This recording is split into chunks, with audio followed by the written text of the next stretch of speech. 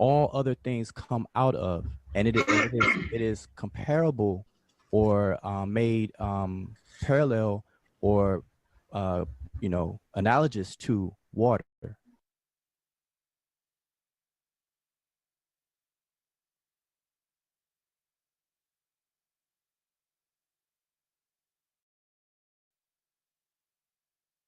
And so this is why Noon gets this epithet of being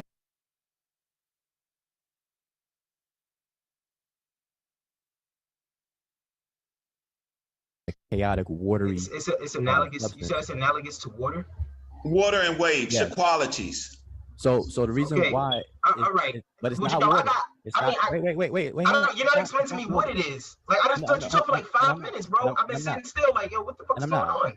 Right, exactly. So you should sit still for a little while longer. Just 1 second. I'm not into this lecturing shit, yo. Like you gotta get this shit over quicker than this, bro. No. I don't have to do anything. So Wudjau, that's the way that we communicate over here. Like we don't sit here and do what y'all did in the 90s and shit. Y'all just sit there listening to old people talk. I don't do that. That's not my thing. Okay, but I don't care what your thing is, and I'm not. Right, but you're telling me that some nigga Noon. We're not in the 90s. But you're portraying it as if it is. Listen. This is the problem that I have with you, right?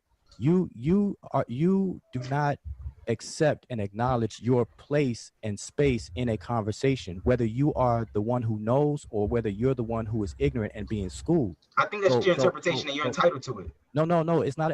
By your own admission, brother, it's not my interpretation. You said by your own admission. Wait, your own admission. You said you don't know what noon is. Noon is. No, I don't. That's why I asked you. Listen, I've been doing this for a long time. All right. That's cool. I don't know what that means. I know, but I'm saying if you would just settle down and stop being so restless. So the thing is, it takes you all 1 million years and a day to finish something off. No. You don't know how to expedite your ideas. Listen, he actually was very clear and to the point. Listen, hold up. I'm talking to you again, CK. Wait, 1 second. X, I do know how to expedite my thing. What you don't know how to do. No, not to the pace at which I'm used to. I know, and so I'm trying to change that. What you're used to is trash. Okay, so I'm used to trash, Wudjau. Yes, the way you behave and talk is garbage, and a lot of people say that to you, but you don't take heed to it. No, so it's just you all that say that to me. It's you all. It's not a lot of people, but you're not a lot of people. No. Okay. I don't mean I'm talking about people on the panel. I'm talking about every time I hear. Well, listen. Every time I hear you on here, people have a problem with you cutting them off or how you behave. So I don't have a problem with that. Okay, I'm just stating a fact. So what I'm saying, I'm giving you. Listen. I'm trying to help you here. I'm not your enemy. Okay. You're trying to help me. You kind of listening. What do you? In what way are you helping me, Wudjau? I'm not being condescending. It is if you're telling me that you're trying to help me. It would suggest that you actually have reached a higher plateau than me, and whatever it is that you're talking about. So what I'm asking you is, in what way are you trying to help me, Wudjau? Okay, so wait, are you interpreting help as condescending? I just told you. I can't help you. Wait, I can't help you and not be condescending? I can't teach you something? You can teach me something. You can teach me something, but that doesn't mean that you're not condescending. Psychologists will call that insecurity. And I know, and you told me I was insecure. You told me I was paranoid. You told me I was traumatized. You told me I was incorrigible or whatever the fuck you said. Right. Incorrigible. You didn't even pronounce the shit right or spell it right. But whatever. I understand all of those things. I have no problem with that, Wudjau. Wait. I actually did. Incorrigible. Yes, I did. No, you said incorrigible. You said, hold on, is it incorrigible or, hold on, wait a minute. Okay, regardless of how it's pronounced, you know what it means. So then hold on, time out. Then you did not pronounce it right and you did not spell it right. It's incorrigible, not incorrigible. Wait. When we talked about it, you understood what I was talking about. No, I did not. That's why I said, what'd you just say? And you said, you're incorrigible. Okay, now we're going off on a tangent. I said, yo, you said, you know what that means? I said, no. You said, yeah, you should look that up. Yes, and you did, and then you realized what I was talking about, and you laughed. You I said, nigga, that's incorrigible, not incorrigible. What are you talking about? Regardless. You said, oh, pardon me. It was a, what did you say? Incorrigible. Okay, incorrigible. You mispronounced one of the Okay, I got the vowels, and I'm like, oh, my nigga, come on, stop that, Wudjau. Okay, I got you, and I got you. Regardless of my mispronunciation, I apologize. And misspelling. And my misspelling. But I did not spell it though that day. Yes, you did, because I had to look it up. So I asked you, Wudjau, how do you spell it? And you spelled it one R. I remember Wudjau, bro. I remember it exactly. Okay, well listen. For the sake of this conversation, pardon my pronunciation. Wait, one second. Hold up. Pardon. Y'all ain't exploding, killing each other, did y'all? 1 second. So listen. Pardon my misspelling and pardon my mispronunciation. The meaning of incorrigible fits you. I appreciate your interpretation of me. All right. Okay. So now that we're back on track, what I was saying, and I'm just going to reiterate and summarize for the listeners, is that you made a claim that the Egyptians did not know about the concept of elements. And I asked you to define for us your working knowledge of elements. You defined it. Now I gave you an instance. Hold on, wait, and then I went into the Oxford Dictionary and I gave you a better definition. Remember? And then what you did was you maintained the argument on the definition that I gave. And then after I had already given you the official definition, Wudjau, which again is disingenuous, but that's the type of shit you be doing. It's just when you said with the last shit, when you tried to getting off topic. We're not getting off topic, CK. Just back off a little bit. That's when you said with the last time when we were on here that you Google and it pulls from Merriam-Webster, and I'm like, what the fuck is you talking about? Okay, so we're not going to do that red herring. So it's not red herring. It's just proving how disingenuous you are, Wudjau. No. Listen. Okay, I'm disingenuous. You're incorrigible. All right, so we got that. Okay, but I can actually prove what I'm talking about with you, because we actually have instances of you just sitting here lying and leading us on this rabbit trail. Okay, listen. Can we stay focused, please? So I'm always focused with you. Regardless, both of your definitions of element, because you didn't go to the Oxford Dictionary. You didn't go to the more official definition until I came on and asked and pushed you to do that. Yeah, because I'm thinking that we all have a basic comprehension. Man, you don't have to. Man, listen. When I'm talking, you don't have to interject with the. Wudjau, this is how I talk, bro. This is how I talk. Listen, I realize that, and a child talks a certain way, but we gotta correct them. You gotta mature a bit. Okay, but I think that what you have to understand is that you all learn in a certain way, and it's led you to where you're at. I don't want to make the same mistakes that y'all make. All of you involved in this were in cults and other pseudo programs. I've never been in that, so I think that I make better choices than you. I think I'm much more prudent than you. Thus, I'm not gonna change my life to suit you all's interest. That's not something that I'm doing, Wudjau. Okay, and that's fine. And you can be delusional like that, but you don't know me. Listen, now I'm delusional. Yes, that's a new word. I am. I'm delusional. I'm incorrigible. Whatever the fuck that means. I don't think those two things correlate. Listen, you gotta mute yourself. I'm a bunch of things, bro. Can you mute your mic? Hey, y'all got come on. Wait, hold on 1 second. Just real quick. I'm about to be off. So can you just mute your mic for a second? Because now you got. I'm not doing that because I gave you 5 minutes last time and you didn't address it. I'm not doing that. Okay, so you're not gonna mute. So the reason I say because I'm not about to let you lecture. I'm not listening to that shit. Okay, man, you gotta let the man make his point, though. And why should we listen to you, Ed? He had 5 minutes with me not saying shit. Listen. And he didn't make no point. I'm not going through with that 7 minutes. All right, so listen, let me rewind. Let me rewind. I'm gonna summarize. Yeah, 5 whole minutes, bro. It's a thing because I can't babysit children too long. So this is the thing. So you probably should go hire somebody for yourself. Here it is. So the brother XX gave a definition of element to you all. He was pressed to give the more dictionary definition, which didn't differ too much from what he was saying. All right. So because he read definition, he only read one of the entries in the definition, but if you look at the dictionary, I'm sure it has multiple meanings. But that's the only one that counts for this conversation. Yo, he be trying to mislead people. Okay, we all interpretations, yo. Somebody trying to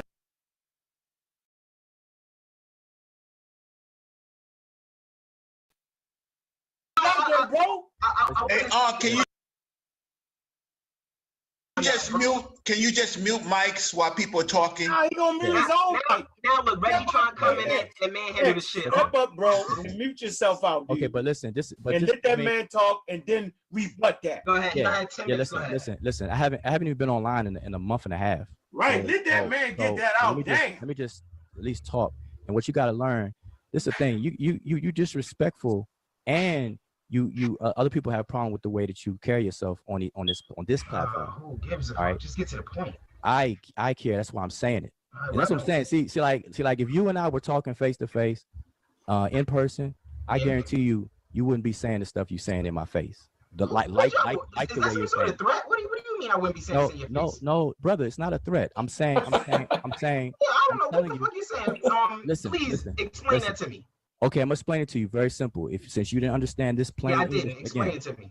If you were we were talking face to face, you would not be saying the things you're saying the way you're saying it in my face. Okay, now Wudjau, I'm gonna tell you right now. If I was in your face, I would be saying whatever the fuck I'm saying right now.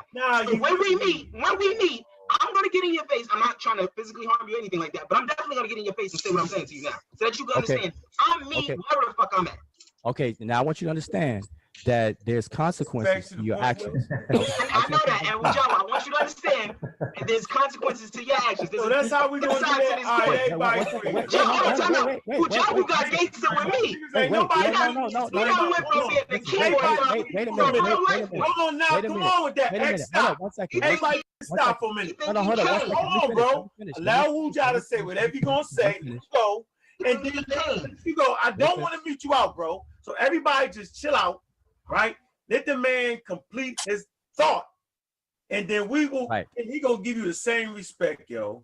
Yeah, exactly. So the reason why I said that is because for some reason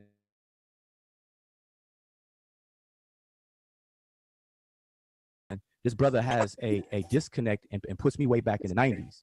And so I'll show you how 90s work it and do it. All right. So this is the thing. So back to the point I was making, because this is what happens when people get stuck and they get caught and they get checkmated. So this is the thing. So the brother claims that the Egyptians did not know about the concepts of elements. He gave a working definition all night until he went into the dictionary. That dictionary definition did not differ too much from what he was saying. And so the whole point is elements are the fundamental composition of some type of substance, some type of matter, whatever the case is. I asked the brother, is he familiar with the deity Nu and Nun? And he did not know that. He admitted that he does not know, but yet he made his claim saying the Egyptians did not know about the concept of elements. So I introduced that to him tonight, obviously, when the brother Reggie did, by explaining that the deity Nu or Nun is a fundamental principle in Egyptian thought and conceptualization of matter. And so it cannot be further broken down. And my question is, does that not match the definition very similarly to what XX said in his own words and the Oxford Dictionary version of what he said? What's the definition that, because I couldn't get back in. So I don't want y'all to think that I was letting them argue. No, I mean, I know you weren't here, Unc. So anybody else on the panel, that's my questions to the panel outside of XX, because XX, his mind is made up. So what's the question? What were you saying again? I'm sorry. What's the question? My question is, based on what you heard XX say in terms of his understanding of elements, the concept of Nu or Nun that the brother Reggie spoke about a little while ago, does that not match that concept that XX gave? Yeah, it does. Okay, so I rest my case, and I appreciate the time. Hey, well, Joe, I have a question before you go. All right, so I let him talk. Yeah, you gotta let. You can't ask him a question. You gotta let X go. No, it's something semi-related to what we're talking about. It's more like a request than anything. You can't even get that request because you gotta let that man talk now. Let him get it out, then you can get your request. Come okay. On. He said Nun is a fundamental principle that cannot be broken down into anything further. In the definition that I gave on element was the one that's pertinent to the conversation that we're having, which is each of more than 100 substances that cannot be chemically interconverted or broken down into simpler substances and are primary constituents of matter. So I would like to know from Wudjau, what element is Nun? It is the primary constituents of all matter. Okay, what element would that be? The primary is called Nun in the language. What element is that? I'm not asking you what its name is. I'm not asking you what it makes up. I'm asking you what element it is. Do you understand my question, or do I need to form it some other separate way? This goes back to what I said earlier. They call it something different. Okay, I don't mind, but here's the thing. You can he knows the language, right? So you can translate it. What element would it be, Wudjau? Nu. Can you translate that into English for me? I'll translate it. This is what I'm saying when I say he's disingenuous, yo. No. Listen, I'm asking. No, because you complain when I'm long-winded, but when I gave you a very concise. It's very simple. Give us the element. There's over 100 of them. Just give us one. Pre-mortal water is new. Water is okay. Water is not a fucking element. Now, what element are you talking about? Concept. I don't give a fuck about no concept. I want the element it is. Okay, so here it is again. The answer, short and skinny answer, is nu translates to the primary constituent of all matter. Which is what element? All matter, all the elements. Elements. It's the element. Nu. This is what I'm talking about, yo. This is the bullshit I be talking about. Now you know what you're funny. This is why I don't get involved in this shit. Let him talk. Let him talk. This is why I don't get involved in this shit. Because I already knew if the academics didn't come to understand this shit, what the fuck would some nigga off the street like Wudjau have to put into it? This is I already knew this shit. This is why I didn't want to get into this. He's the one that said that they had it. I know they don't have it. You can't point us to any source that shows that the Egyptians knew what fucking elements were. Like, you're not the only. Wait. Let him talk. Wudjau, go ahead. Not the only scholar, and I'm not done with that. Let's address that little small point. This is just a quick aside.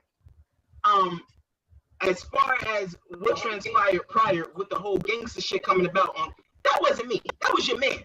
This is like the third time with an Army Rock Squad member. Niggas done got disrespectful. I haven't even responded disrespectfully. It's like the third time this shit happened. Wudjau was the one that. Yes, you have.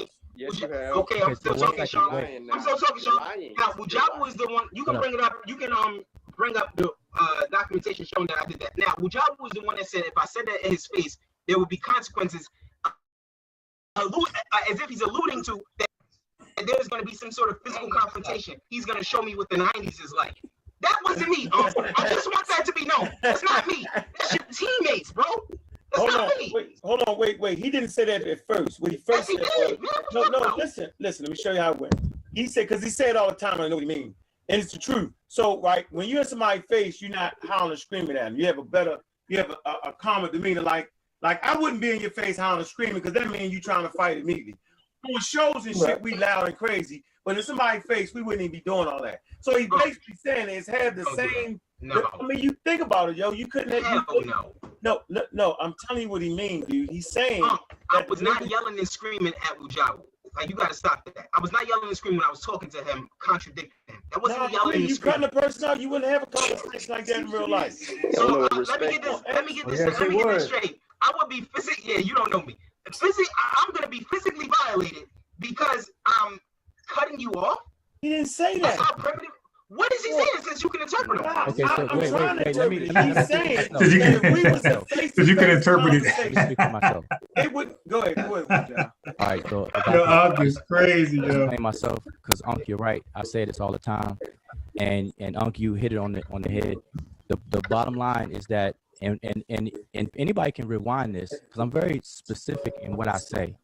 I'm very intentional in what I say. I said your behavior, how you're conducting the conversation, you would not do that in my face to face. We had a face-to-face conversation, and I've done this with people, and I've said this to people, and then run into people, we'll have a conversation with people in person, and it'd be exactly what I say. And it's not a threat. It's not gangster stuff. These are just facts. Because this is the thing. If I was in your face and we were sitting at a table somewhere and we were having a conversation, you would not act the exact same way that you're acting right now. This is just a standard thing with humans. Period. Unless you already got it built up. Yeah, so on the phone, somebody harm or some form or thing like that, then it's not going to be like that. Ask everybody. On the phone, computer, no. Like you are more aggressive. More. Okay, I answered it when I said it. I said because you said in person we're not going to do. Are not making it's more easy. Me, and that, more easier to do that. I came up in the 90s. You don't do things in the 90s and stuff like that. I'm like, well, I don't know that. I don't even know. Most of my arguments be on the phone. So what I said was that if I was talking to that same person, same subject in person, it wouldn't have been arguments. So I agree with John. But it's not like a theory thing. Like somebody's okay. When I said consequences, is that it was after you said that you would talk to me in my face and all this other kind of stuff. as you're talking to me right now. In other words, you're telling me that I'm wrong and that you would behave the exact same way in my face. So what were the consequences? So I'm saying all I want you to know and remind you of is that there are consequences to actions, and it's consequences to my actions. And that's what it is. I'm asking you, what were the consequences that I would suffer if I talk to you? A beat down, goddamn, bro. No. He said that he wasn't alluding to violence. So I'm asking him, what were the consequences? Whatever they are, they're consequences. No, you know what they are. So I'm asking you, what are they? No. Listen, you're not going to tell me. I know you're not going to tell me what's in my head. I said consequence. I'm saying to everything. What would the consequence be? John, I'm asking you a very simple question. What the fuck is the consequence? Listen. If and when we have a conversation in person, and you do something, there are consequences to those doing something, whatever it may be. Consequences, but I'm asking you, bro. I'm going in fucking circles. What's the consequence of me? You won't find out. What are you alluding to? A violence to a form of violence? Let's move on. He's saying what's understood don't gotta be explained. Yeah, you sound like a moron. Now I'm asking you, what's the consequence? Listen, it's real simple. I just said you already know, man. I don't know. I'm thinking that I know, but I don't know because thinking comes from not knowing. I want to know, so I'm asking for clarity. Let's get back to the elements, man. We know what we saying. Let's get back to the lesson, bro. We know what we saying. Before we get back to the lesson, I think that we need to. No. Let's leave that, bro. I don't like moving on to new questions until I answer the already. Come on, man. I'm asking you. You messing the show up, man. We all know. Physically violating one another online, so everybody could relax. Now I'm asking you, Can I add another source? What are the consequences? Yeah. We did know Reggie off a long ass time ago. Reggie, you already agreed with me, Reggie. So what the fuck? You just said you like to argue, bro. You just said you love to argue. So let's move on. Okay. Could you please disclose the consequence of the action? No. All right. So now let's go. Can I add another source? Let's move on. Can I add another source? Can I add another source? A source on what, Reggie? Hold up, but wait, Reggie. But before you do that, we already moved on past your point, bro. You said you didn't want to go into it. No. That whole gangster thing was aside. Remember, you said that was an aside. Remember, so let's get back to what you were saying before you went to the aside. Okay. I had already addressed it, which was that I gave you a standard element. I gave you a definition on what an element was. I asked you what new was. You told me new is new. The conversation at that point is over. You're going in circular reasoning. Okay, you're not answering what new is elementally. Like you're not showing us what element it is. So show us that the Egyptians had an understanding of what elements were. You never did that. So here's the thing. So this is what I want to get back to after you said that, but you didn't want to do the aside. Yeah, I think you're concerned about the gangster stuff. No, so the thing is that I said that new represents a primary constituent of all matter. Okay. Now you're asking me for what element is new? Wait, you're asking me. I just heard him say that. I think he's just saying new just explains. Can I talk? You said about all the elements that they can't be broken down. Can I just talk? Because what Double X is asking me is you just answer this one for us. Is there anywhere in academia, like is there any source in academia that says he goes on and answers nothing? For what? How can he answer if you keep interrupting him? How many times I gotta get this nigga like 5 minutes to answer nothing? How many times? He's in the middle of saying something, yo. Okay, tell me. Since you great at interpreting, you interpret when he answers what fucking element new. You won't let him. I know, man. You're serious right now. 5 minutes on the floor, Wudjau. It has not been no 5 minutes just now. Just started you re-talk again after Reggie said something, yo. And you cut him off right when he get ready to get to it, you cut him off. Yeah. Because right when you ready to get to it, you cut him off. Again, okay, since you feel like you're going to get into it, you tell me when he says, okay? I'll wait for your alert. Go ahead, Wudjau. All right, so if you could mute your mic, I would have really appreciate that. That would show a sign of, that interpretation. Go ahead, Wudjau, please. All right, so this is the thing. You're asking me to name an element, one of the elements on the periodical element chart, and you're trying to, you want me to identify new as one of those elements. Am I correct? Yes. Don't ask no question. Yes. No, I have to. Am I correct? It's not answering. It's on me. Go ahead. I'm not on mute. Repeat your question one more time. Okay, so in you asking me to name new, because I named new and then I translated it for you, and neither one of those were satisfactory for you, and you still answered the question because you think I'm not answering you. So what I'm saying is that what you're asking me and what you're looking for in an answer is for me to name one of the elements on the periodical element chart. No, that's not what I'm asking. What I'm asking you is what element is new? So just claiming that new is something that can't be broken down into, it's a fundamental principle that can't be broken down to anything further. Okay, so I'm asking you what element is that? Because remember, the conversation is based on the Egyptians not understanding what elements are, which are substances. Remember, I gave you a definition. It's one. Yes, I got you. I got you. Now you're being long-winded. I got you though. I got you. So now let me ask you this: would hydrogen qualify as an answer if I were to say it? Yeah, if you told me that new is hydrogen alone, yeah, then the Egyptians, I would say the Egyptians knew what elements were. That's just the word they use. Pardon me. If you said that these deities represent elements and new, and then you went into an explanation about how new was hydrogen, how a star was gold or whatever. Lithium, boron. Then my mind could be changed, or at least it would spark me to go into further study on this. Okay, I didn't bring up any other deities. I'm just giving you an example. I know. So in your in that spill, you're basically saying yes that you're looking for me to name one of the elements that you are already aware of. I'm asking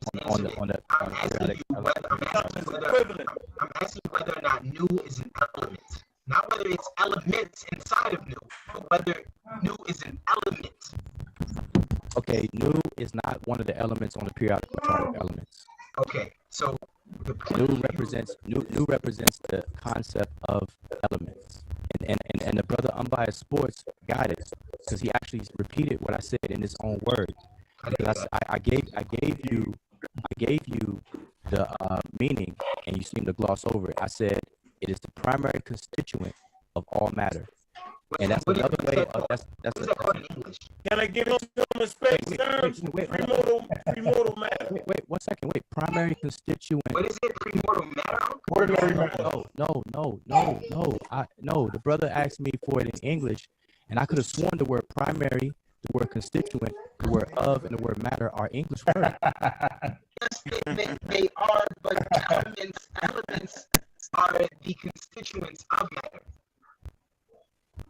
And I said new is the primary constituent. Read your definition. If you're saying that new is a primary, stop this. If you're saying that new is a primary constituent of matter, then you're saying that new is an element. Then when I ask you what element is it, you tell me no, it's not an element. So it can't be a primary constituent of matter. No. Listen. I did not say it's not an element. I said you're asking me to name one on the periodical chart. Right. He gave an example. Does new fall within any of the groups on the periodical table? At the time, I already answered that. So let's. What's your answer? No. I already said that. No.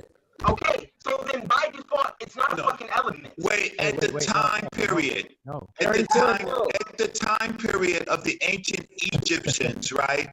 For them conceptually. For them conceptually, it was an element.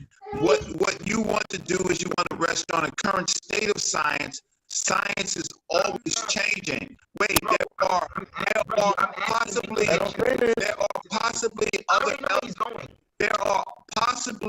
other elements to be discovered. No, that's not true. Other models of science. Reggie, we already learned that you're not going to discover more. So we're done with that now. But see, now you're cutting me off. See, because I'm already finishing your communication. I don't need you. No. So you're not the rant. You're not that. No, I'm not ranting. At this point, it's redundant. Good brother. No. It's not. It is not to the public. Okay. It is not to the public. I am saying at the time of the ancient Egyptians, I'm not asking you about food or not would qualify as an element at that particular time. Air, fire, water, and earth were elements. Those ain't elements. But he did form at the time period. That's definition, at least, of what an element was. I understand at the time period.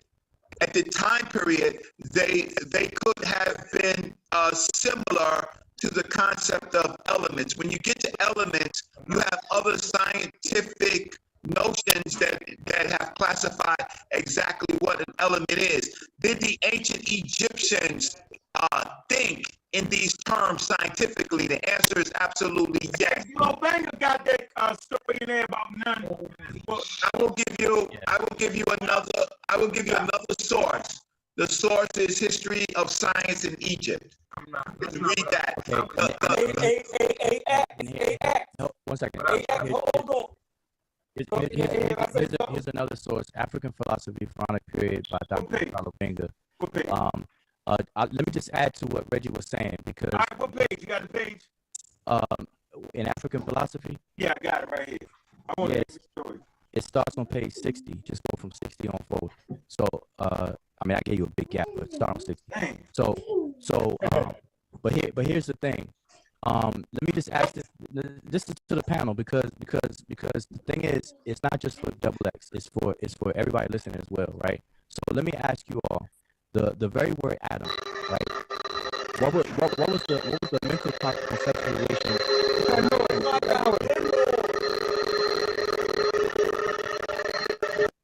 He has to mute himself. Okay, so my question is, on the panel, what was the conceptualization behind, or the inspiration behind the word atom in Greek? Atom. No, I'm talking about the meaning. Like what were they thinking of when they coined that word? Yeah. Somebody get that. I'm about to pull it up now. Unbiased was about to tell us. I was going to freestyle it, but did they spell it the same way we spell it? Hey, Wudjau, I know exactly where you're going. Okay, yeah. So say it. So put in, AT. Just look up ATOM in the Greek. Atom. Yeah, I know exactly where you're going. But go ahead and give your from what you know right now. It was done with the smallest particle. So in indivisibility, right? It could not be further divided, right? Right. Okay, so now today, we still use that word atom, and it means indivisible. But now today we have a greater understanding that atoms can actually be further divided, right? Yeah. Is that right? And correct. That's absolutely correct. And we call them subatomic particles now. Yep. That's correct. So the conceptualization of a fundamental substance that is the foundation of matter is a concept that is not new, that is old among the Greeks, and it's even older among the Egyptians. And so what I gave, Nu and Nun, is an embodiment of that concept. And so the brother Double X does not know about this. Hey, Wudjau. Bro. Yeah. So, is that correct that the Greek word atom comes from the Semitic word atom? No. There's some correlation because of the meaning. Because atom means perfect and in the sense of being complete or whole. And so, all right, now the Greek is a prefix, right? And it says that it means our word atom therefore comes from the atomist, a Greek word meaning uncuttable. So meaning it's small and small, right? So it's indivisible means uncuttable. Uncuttable and indivisible is the same. Right. So I was asking, is that a direct correlation to the Kemetic word atom? Because if they're two different words, then we got an issue. The Greeks did not have a conception until they had their golden age in ancient Egypt. They didn't have a conception of these concepts. This was a stolen legacy. Okay, I don't know. Brother Reggie. But what I'm saying is, online it doesn't give you an etymology that goes back to Egypt. Yeah, the sources that I gave, snapshot of chemical practices in ancient Egypt, history of science in Egypt, they chemistry in the time of the pharaohs. All of those sources end with Greek. Right, but I'm saying the words look the same, right, and sound the same, but it seems like they have two different meanings. Right, but the Greek words, many of the Greek words are actually derived from ancient Egyptian words when it comes to science. Okay. Y'all can go ahead. Okay, so all I was saying was that even in modern science today, we use atoms. We it's a carryover the word atom, which means uncuttable or not cuttable. Literally not cuttable. Not, and then timim, which means to cut. So it's not have the ability to cut, which is indivisible. And so now we know that atoms are indeed, they are cuttable because they do have constituents that are smaller than that. But we still use the term. And so what I'm saying is that the concept of something being uncuttable or no longer being able to be divisible is something that the Egyptians did have a concept of. And I gave the example of Nu or Nun. Nu or Nun is the apex of the material world. All things come out of, the deities come out of it, these different concepts come out of it. It is analogous given to water because of the behavior of water, not because of the substance of what water is made of. So you said not everything comes out of water? Yeah, they didn't think that everything came out of water. I said it's analogous to water because of how it behaves. You gotta, okay, but that's where so I don't understand where that denotes a connection between an element. Wait 1 second, bro. Well, it's 11:54. We out of here at 12. I'm damn near 2 hours past what I was trying to do. We got 20 more people listening since then. I don't care, nigga. I gotta get up in the morning. Y'all running around chilling. Read about Democritus. He is the one who's coming up with the atom, and he talks about his involvement in Egypt and other places. Democritus. Can I ask y'all a question? I thought, based off of Delphi, I'm gonna translate that none meant the premortal stuff. And Ra rolls out of the premortal waters. Am I missing something? Is that not what that is? That's correct. So if we was going to look at it today in modern science terms, we would say that that's like a cosmic cloud, where dust particles, where suns are created. A primordial material. Here we get into interpretation.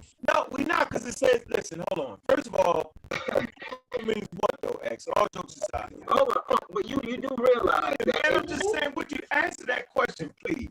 What is meant by premortal? Premortal means pre-existing, before life, something like that. Can somebody give me what premortal stuff is? Can anybody? Let me look it up real quick. Look that up. Wudjau, what is premortal? From Wikipedia, it says pre-existing. Primordial means first. Before life. He said premortal. Primordial, but it means first. He didn't say primordial. He said primordial. Ain't it the same thing? Yeah. Primordial, does that spell the same as premortal? I don't know. P-R-I. They're saying primordial. Okay, you have to understand accents and different. Were you saying primordial or were you saying premortal? Same thing. Primordial. Give me the definition. I tell you which one I was talking about. Okay, the definition of primordial is a word that means existing at or from the beginning of time. First. Okay. All right. What's the other one? See, all you have to do is say order. The first one is premortal, which means pre-existence before life. Or premortal existence refers to the belief that each individual human soul existed. We're talking about primordial. Primordial. So you're talking about primordial. Yeah, that's correct.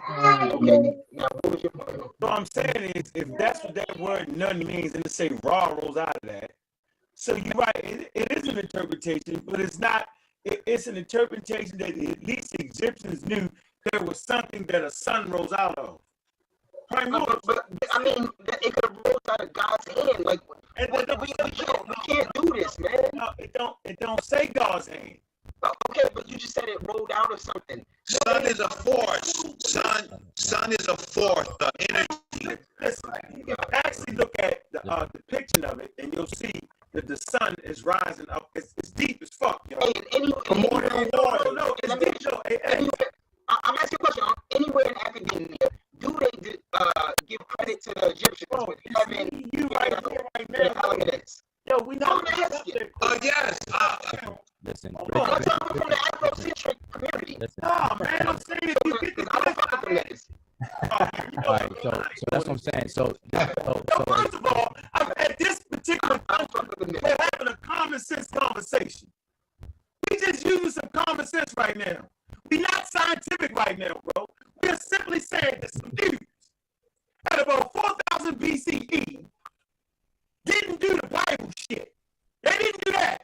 They didn't say that. They said the sun, a fucking sun, rolls out of some premortal shit. That's the goddamn right now. I'm not saying they say, hey man, really, we don't say the never. I ain't saying that, bro. I'm saying that explanation was a hell of a precursor to where we are today, dude. Please understand the difference. I mean, the Christians would say that God created the sun, and you could interpret that. I got it, because none is not a God, dude. That's the point. It led to Greek philosophy and Greek science. Hold on. I don't even like the Christians say God. That ain't what they say. Right. So let me just say this real quick. What about Wudjau, what about the picture where you actually see the waves and the sun coming out the wave? Yeah, but and it's kept up with this evolution. All that shit is a trip right there, yo. We really started to influence Egyptian concepts with our modern day Afrocentric ideas. I'm really like, I'm really thinking like y'all niggas going in this direction. No, because science does this. Science itself. No science itself. Give credit to Egypt with having understood what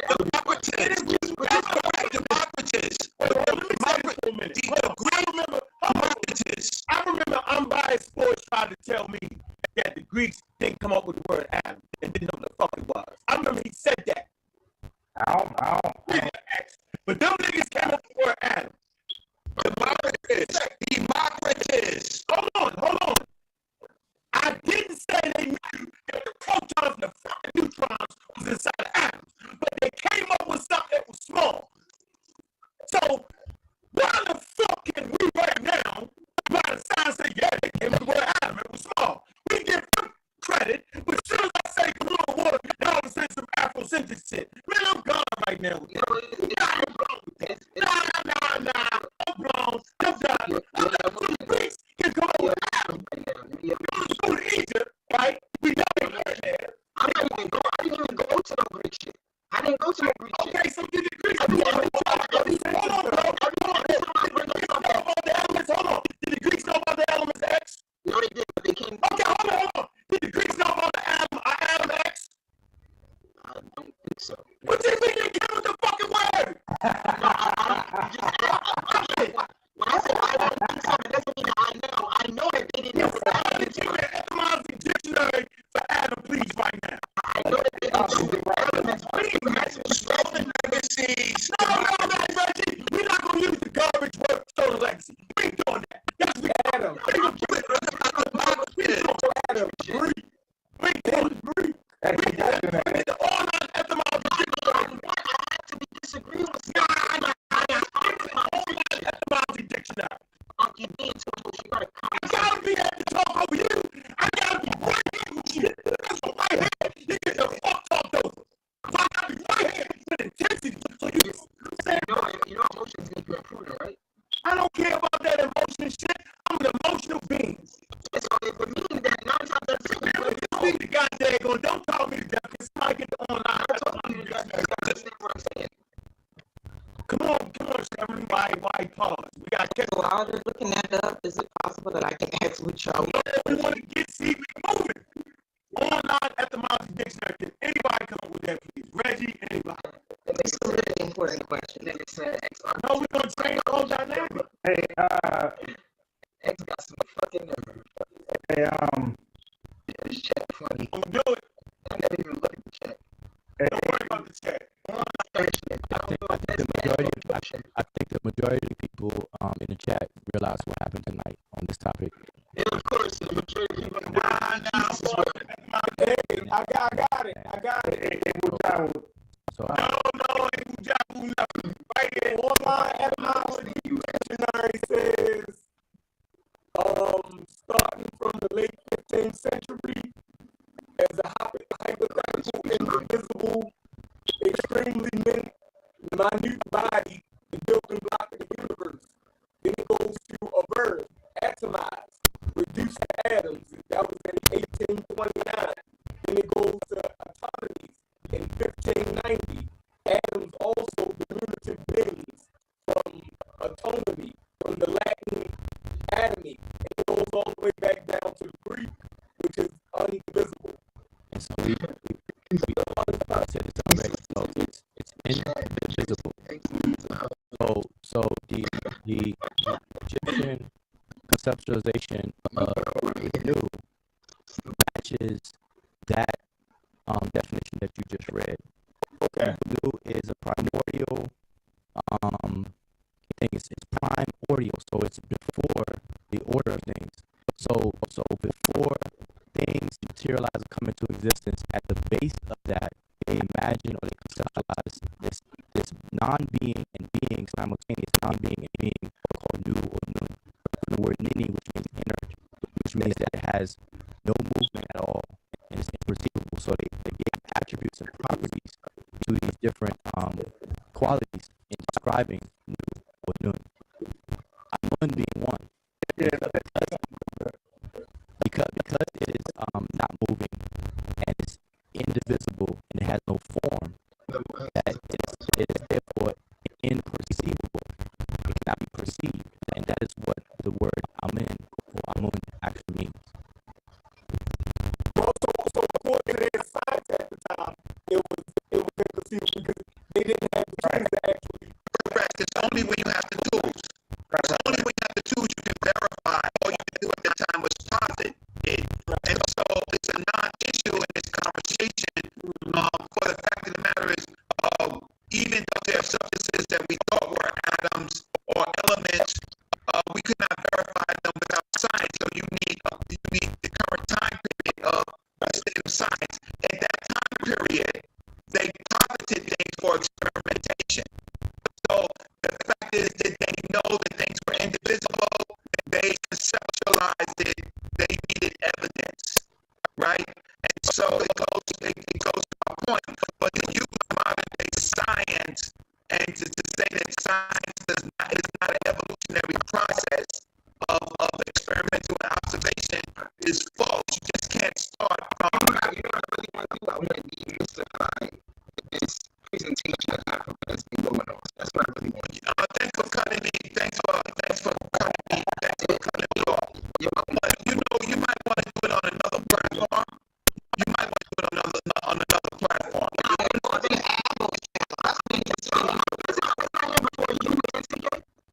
Come on, man. First of all,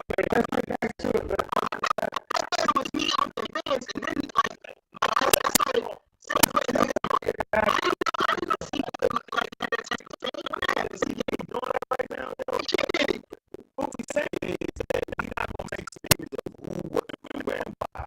We're all on here because we can only fucking show. But if I have to make a show, if it goes show, I'm cool with that. I'm cool with getting down fucking shit. At the end of the day, we all got a right to be on this motherfucker because this is what we doing. So she can't say yes, go somewhere else. This is where you at. We build this together. You know who Wudjau is?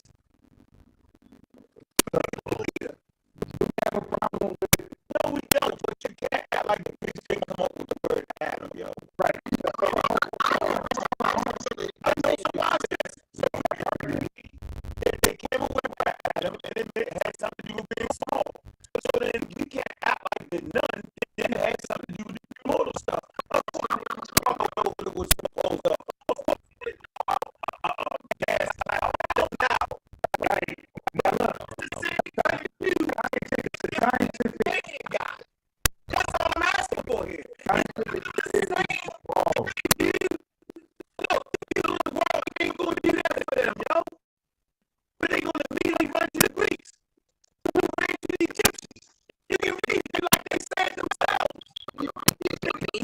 in science. Everybody knows that shit. No, they didn't know the element chart. No, but they had, but man, they had this foundation. And the whole thing is, I don't think that people should, I don't think people should get offended when you provide clarity on something. Right. Okay, so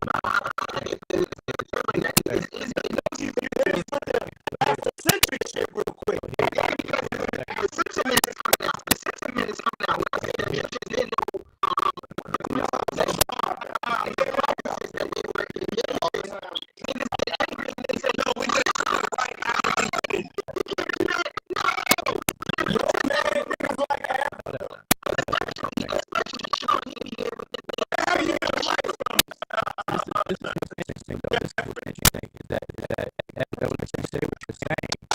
wow, simultaneously admitting your ignorance, like you have admitted. Wait, see how you just said that? I don't do that to you. I know, right? But I'm saying there's a commonality with the communication that you have to learn, man. Over time, learn faster than that. I need you to understand.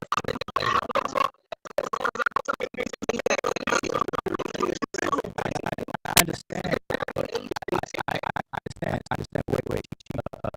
Keep that. That's what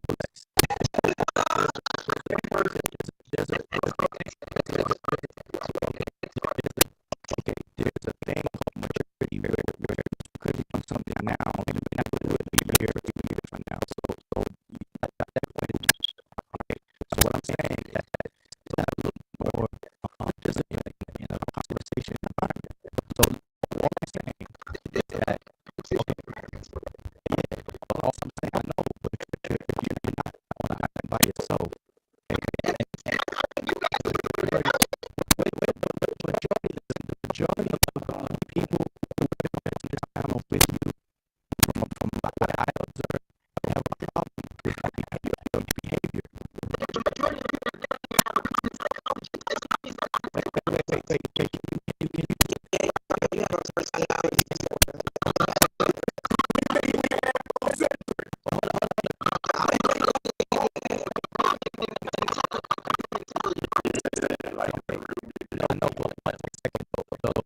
Ex-architects acknowledge that the majority of people that have on this map have had words about the way that you get. As long as they acknowledge with that fact. Okay, so number one, trying to.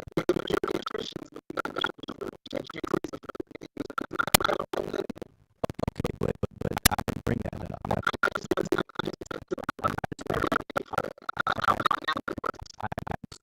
understand what you're trying to do because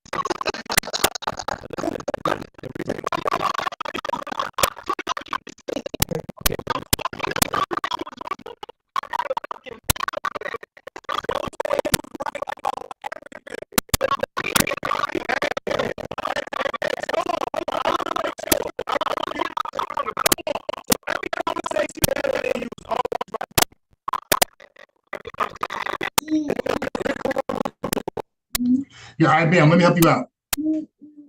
This is why I say you're a stupid nigga.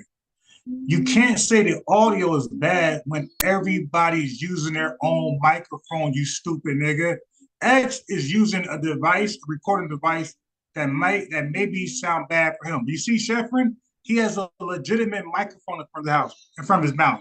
I have a Yeti microphone in my live, and I had sent up the same one, just different color, black. I don't know what Wudjau was using, but bro, when you have a podcast, the audio is based on everybody's microphone, you stupid nigga. So X sound like that because he's using a lower quality microphone. But when you have a podcast, unless everybody's using the same microphone, look at DJ Focus podcast. Don't they use different microphones? Sometimes his is louder than the other one. So that's why I called you a stupid weirdo. We got different microphones. So if I got a better quality microphone, I'm gonna sound better than X. So, but you can't say the video audio is low quality. That's impossible because we're using different microphones. So I'm trying to educate your dumb ass. So when you go on people's lives and do a so-called presentation, you sound like shit because you're on three-way using your bootleg flip phone. It's a big difference. All right, so let me continue the show.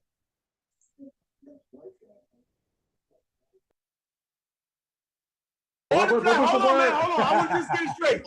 Everything you ever said, hold on, y'all, everybody be quiet. So everything you've ever said since we started this, right? Since we started what? Right? Hold on. Give me more detail. Since you started what? Everything from Dr. Mayat, conversation, from everybody you ever talked to, you was always right about everything we talked about. But you gotta give more detail than that. Because I don't worry about it. He's just an editor. I don't know about Shisha. No, we just explained it. She's a land surveyor. Tahuti. Tahuti's not a real person. Her name. He's supernatural. He's dealing with math and writing, though. Or general understanding. But Wudjau, you can finish your point. I like it how y'all changed the subject when this was originally on. I challenge academia. Yeah, like we say about it as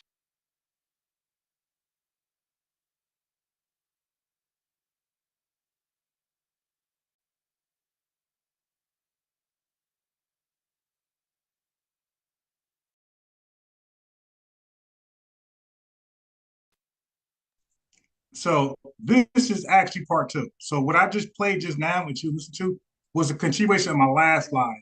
This is actually part two. All right, I think I'll be more involved. I think X should be less involved. So let me just get to the point where Wudjau will chime in, and we're gonna go back over chemistry in Egypt right now.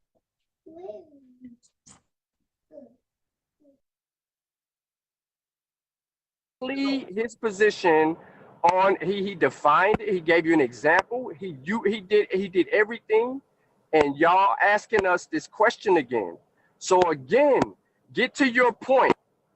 And all I want to know is if you cannot demonstrate, then you need to shut up. Oh, we're gonna demonstrate this. This is very easy. Okay, all right. Is Amun an element like Wudjau said? Yes or no? Whoa, wait a minute. Okay, so now you're changing the question. All right, no, that's what Shawn said. I said Newt. Shawn said Amun. Okay, which one? Wait a minute, hold on. So you're looking for inconsistencies? No. We were saying. Wait a minute, hold on. Did you ask Well, did you ask Wudjau that last week? Yes. Yes. I think that's Serengeti. I asked Wudjau what element is new, and he said it's new. And then CK said, No. You first asked, is new an element? He said yes. That's what you first what I just said. Yeah, he said that. And then CK jumped on, and she was like, you know, maybe they had a word for it in ancient Egyptian language. And I'm like, well, this nigga a translator, so let him translate it into English. What is it? What element does it fall into on that periodical table? And then he said new. And then I was like, see, this is the bullshit that I told you we were gonna go through when we start dealing with these niggas when they addressing this Egyptian shit. All right, let's do something. Hey, Wudjau was here to give clarity. Listen, let me repeat, because people can go back to the video. I got it right now. I don't appreciate people misquoting me, so I'm here now. So how it went down was I asked for the definition of element. Ex-architect came off the dome at first and gave his dome version of a definition. Then he read a definition. The brother Reggie was on the line, was on the hangout, and based on the read definition, I asked ex-architect, does he know about nu and nun? Not nut, but nu or nun. By his own admission, he said no. So at that point, he should have listened to learn. And so I started to describe nu to him, and then I stopped, and because Reggie was on the line, I said, I asked Reggie to describe nu, and based on what Reggie described, which was correct, it matched the definition of what an element is. That's what happened. So let's read what an element is. Oh my fucking God. Shawn, you want to read? I mean, hey, Unbiased, you want to read what an element is? All right, got you. Hold on a second.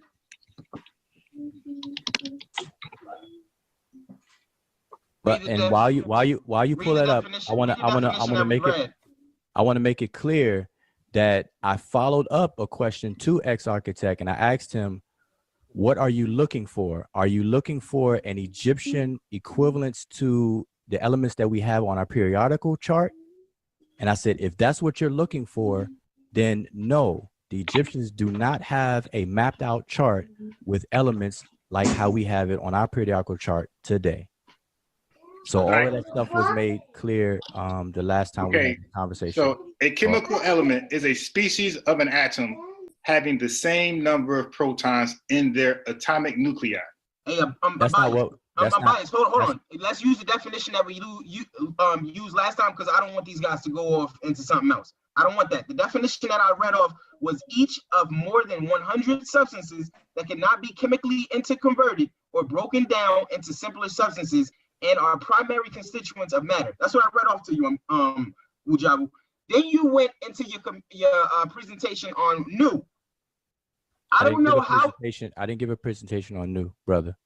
You did give. I don't know if you know what a presentation is. Whatever. Now, then I know what a presentation is, brother. All right, we can move forward from that. It's not a problem. It's not a problem. I got you, bro. Now, after you presented what nu was to us, I asked you, now what element is that? Wait, the brother Reggie did that, brother. Let's go. Bro, I can play you back to your time. This is officially part 2. This is the next day or week. Did Reggie not explain what nu was? I think Reggie went after you, but you explained what nu was. You said that it was. Why would Reggie go after me if Reggie explained the same thing I explained? Perhaps for clarity, I don't know why Reggie did that. You all right? So things in an unorganized manner. I don't know. Okay, so people can go back to the video. Yeah, I actually got it right now if you want the time marker. But reread that definition you gave just now. Each of more than 100 substances that cannot be chemically interconverted or broken down into simpler substances and are primary constituents of matter. Okay. So of course it's talking about those things that are on the periodical table. So my question to you was, what element was new? Because you said new. What was an element or elements? After first you said it wasn't an element, then you said it was the elements. So what's your question to me right now? Because I already explained what I said and how it went down. Did the Egyptians? I'm gonna go back to my initial question on the last stream. Did the Egyptians know what elements were, the principles involved in the practices that they were indulged in. Did they know what elements were? Those things that we find on the periodical table, each of more than 100 substances that cannot be chemically interconverted or broken down into simpler substances and are primary constituents of matter. Did the Egyptians know what those were, Wudjau? Yes or no? Hold on, wait. Okay, wait, hold on, Wudjau. But just ask him this. If we give you one, I'm sorry, I got to do this, Wudjau. My bad, brother. If we give you one example, will that satisfy you? One example of what? Of an element as placed on a modern day periodic table that the Egyptians were aware of. I'm talking about being aware of. That's not what I'm talking about, because if you had fucking gold, you're aware of gold. That's not what I'm talking about. You have to understand what I'm asking you, Sinjeti. I'm asking you, did they understand chemistry to the point that they understood what chemical elements were? Go ahead, Wudjau. By the definition that he just read. Did you understand it, Sinjeti, or no? Brother, that is a modern day definition. You are placing modern definitions on ancient people. Ancient people, you might think about elements. They're thinking of earth, air, water, and fire. Yes, Sinjeti, we know this. This is what we were trying to get established, is that they didn't know. But the definition that you gave, yes, is a modern definition. Yes. Of the based on the periodic table. Okay. That's modern.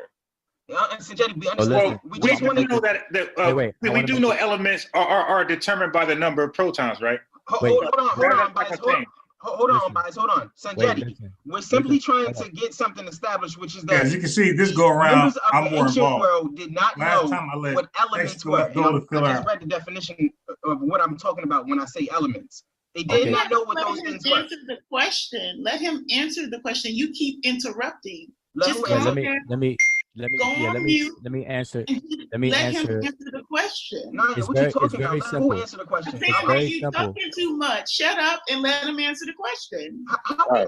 Hold on. If Sinjeti butts in and asks something, and I'm explaining something to Sinjeti, how am I talking to you? Man. So all right. So here's the thing. I satisfy everything you're saying now, and I'm actually confused of why it's even carried over to another show like tonight. But last time we spoke, I made it clear of what I was referring to when I said Nu and Nun. I asked you if you knew about them. You had no clue about them, so you had to be educated in a very short time, a little bit about them, about what Nu was. You read the definition. You came off the dome first. You read the definition that you just repeated tonight. And then as a follow-up, so that there's no confusion, which is why I'm confused now. So there's no confusion. I even specifically said that if you're asking about, when you mentioned over 100 substances, that portion of that definition, if that is pointing to the periodic table of elements, then no, the Egyptians did not have those 100 elements charted out on a periodical chart like that. So our conversation was already done. No, the Egyptians did not have those over 100 elements that we have on our modern day charts today. The answer is no.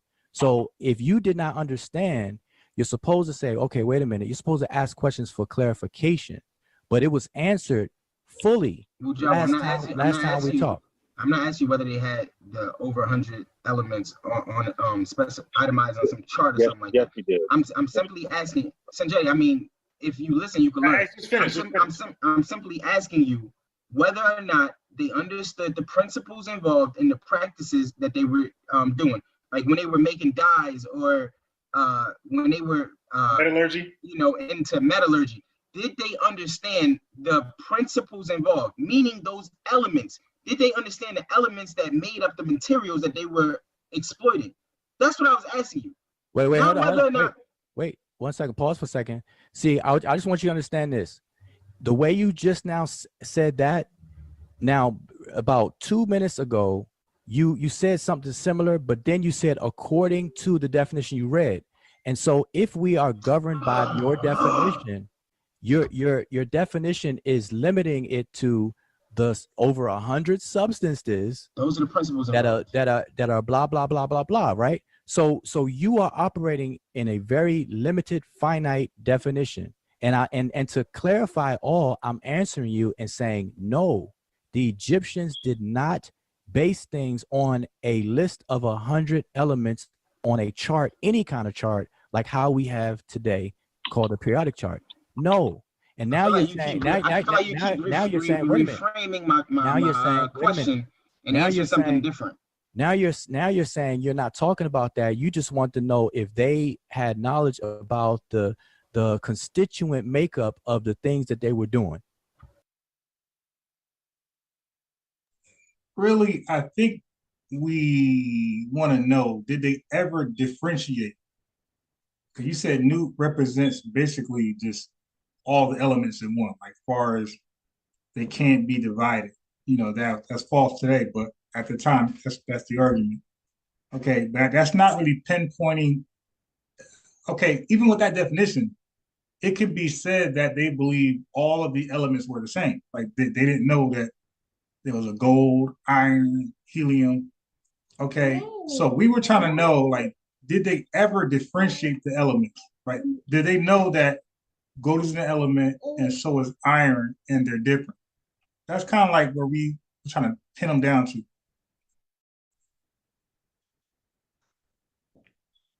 The constituent makeup. I kept saying it in different ways. I kept saying the principles involved. I read it off from the book that I was reading from. So the problem is in your question because your question is changing and you don't realize that it's changing. Wait a minute. See, when you make sound effects while somebody's talking, that's rude. All right. I don't do that when you do. How did Wudjau, you always cut it and try to cut me off? I don't make sound effects while you're talking. I don't do that and breathe and oh my God and all this other kind of stuff. Just cut it out, man. That's rude. All right. So listen, you talk. Everybody put that shit on mute when they ain't talking. That's right. You talk and I'll be quiet as I always am, and then I'll talk and you don't make these sound effects. Wudjau, when I allow for you to talk, you go in for like. Come on, man. Just be quiet, X. Come on, dude. Oh, what are we doing here? Go ahead, Wudjau. We're not talking when somebody else talking. That's what we're doing, X. Go ahead. Okay, since the mic is back mine, let me just repeat what I said. My understanding of the question, if you go back and listen to the video, question I understood was whether or not the Egyptians were aware of elements at first. Then it started to unfold into some other stuff and everything, and it got into multiple questions around the same kind of thing, but it was kind of slightly different. So in answering all of it, I asked about Nu because the concept of an element, yes, the answer is yes. The concept, and I said this last week or last time, whenever it was, I said the concept of an element, yes, the Egyptians knew about the concept of an element. And I said, if you want an example, I said Nu, because Nu fits the criteria of what an element is, where a substance or compound can no longer be broken down into any constituent parts. Okay. And that's what Nu represents to them, because there's nothing outside of Nu. There's nothing beyond or whatever Nu. So they understood that the material world is made up of smaller things. Now, if you get into the details of those smaller things and whether they labeled them and marked them and charted them on a chart, like how we have on our periodic table from helium or from hydrogen all the way to Einsteinium or whatever the last element is, then the answer is no. They don't. And I asked that specific. I said, are you looking for Egyptian terms that correspond to the elements on our chart? I asked that specifically. And you said no. And then I said, well, then as far as the concept of an element, yes. Now, if they had knowledge of what they were doing when they were doing it, I really don't understand why you would ask that question, because they made the things that they made. So you had to rephrase the question. Are you asking that, did they know the bosons and quarks that made up the metal that they were bending and creating and oxidizing and stuff like that, or the beer that they were letting ferment and grapes and letting ferment and all that? Did they know the exact detail of up quark, down quark, boson, gluon, lepton, and the how many protons and neutrons were in the nucleus, and how many electrons orbited each shell, and how many shells each one had? If that's what you're asking, then the answer is no. So hopefully in what I just said, it covers all of that. And if not, then you can rephrase your question so that people can understand it better and give you a more appropriate answer. All right, that was simple. That kind of come on. Where you at, X? I can hear you. We got Unbiased. I can hear you. You muted me. Nah, you unmuted. You straight. Oh. Well, how you doing, sister? Now you want to say something? I understood that. Now that was clear. Was that clear for y'all? That was clear. That was very clear, because I think that before we can have discussions, we have to learn to answer questions appropriately so people can have a better understanding, so there won't be so much discord inside the discussion. But I mean, I felt that Wudjau answered the question. I thought he did. I'm biased. Did you? I know y'all was talking and shit. Did you? All right, here you go. That? Here you go. Did you understand that? Okay, I heard him. So did that make any sense? I'm asking you, did that right there, what he just said, did that make any sense? That made sense to that question, but our question is a little different. So right, X, hold on, X, did that make any sense to you? I wasn't listening. So how you gonna have a Okay, so since one person wasn't listening and Unbiased was listening, now I want to hear from Unbiased. So Unbiased, you said that was clear for that particular question. So now my question to you is, if I mistook your question, so I'm asking you to restate your question for clarification so that we can do our best to answer your question and be as clear and precise as you can. Okay. So so don't forget, it was originally X question. So I have my own questions, but X question was, if I'm wrong, X check. Yeah, this is what I want you doing, Bias. Just read that off right there. Okay. And then ask them if they agree with that. Because remember last time Shawn said it was the chemist's opinion. Okay. Not a fact. It was just the chemist's opinion. Just read that off and then ask them if they agree with it. So that was a shit. So the earliest practical knowledge. I'm gonna tell you now, I don't agree with it. not asking you, Shawn. We know you don't agree with civilization. Go ahead, Unbiased. So the earliest practical knowledge of chemistry was concerned with metallurgy, pottery, and dyes. These crafts were developed with considerable skill, but with no understanding of the principles involved. As early as 3500 BC in Egypt and Mesopotamia. Stop. From that right there, the only question that we have for you, Wudjau, is, do you agree with that, yes or no? Okay, just as some advice, you can ask me a question, but don't end it with yes or no. Just do me that favor when you talk to me. I just want to get this thing like. No, I understand. Out of the way real quick. I know, but you and I don't really know each other, so I'm just trying to tell you how to deal with me. So when you ask me a question, I have no problem with you asking me a question. What's your problem with a yes or no? But don't end it with yes or no. I'm asking you, what's your problem with a yes or no? Like, if can we reread the question? Just let me answer the way you want to answer. Yeah. I'll tell you later. But they don't answer the questions that I want answered. Well, give him a chance to it, and if he doesn't answer to your liking, just hold him to yes or no. Okay, so in order for me to answer that question, Unbiased, can you do me a favor and define what the author that you, or whatever you read, what do they mean by principles? Chemical elements, the each of more than 100 substances that can't be chemically interconverted or broken down into simpler substances and are primary constituents of matter. Okay, ex-architect, that was not in the in what he read. That's the dictionary definition. So Unbiased, I'm talking to you now. That's what they're talking about. Okay, how do you know that? It's in the book, Chemistry Demystified. If you read it, you'll understand the context. No, I'm saying the definition. What you just said, where'd that come from? That come from the same book? What? Hold on. What did you ask me? What I just said, did it come from this book? Are you talking about the definition I just gave you? What? What you just now said, because I was saying you don't make sound effects, but you just did it. Asking. Did you see that? I was You say you don't make sound effects, but you just did. Go ahead. No, wait a minute. I never say I don't make sound effects. I said I don't make sound effects while you're talking. You got to listen up very clearly. Okay? I was talking and you started making sound effects, right? No, you were done. And when I started back talking, the sound effects were going at the same time, wasn't it? No, that was somebody else. Move exactly. On. That was not that was Wudjau just now. Nobody else was talking. I'm looking right at the mics. Let's get back to the point. Let's get back to the point. Listen, unbiased. Yeah. Can you please reread what you read? Because that's the heart of the thing that you all want to know if I agree with.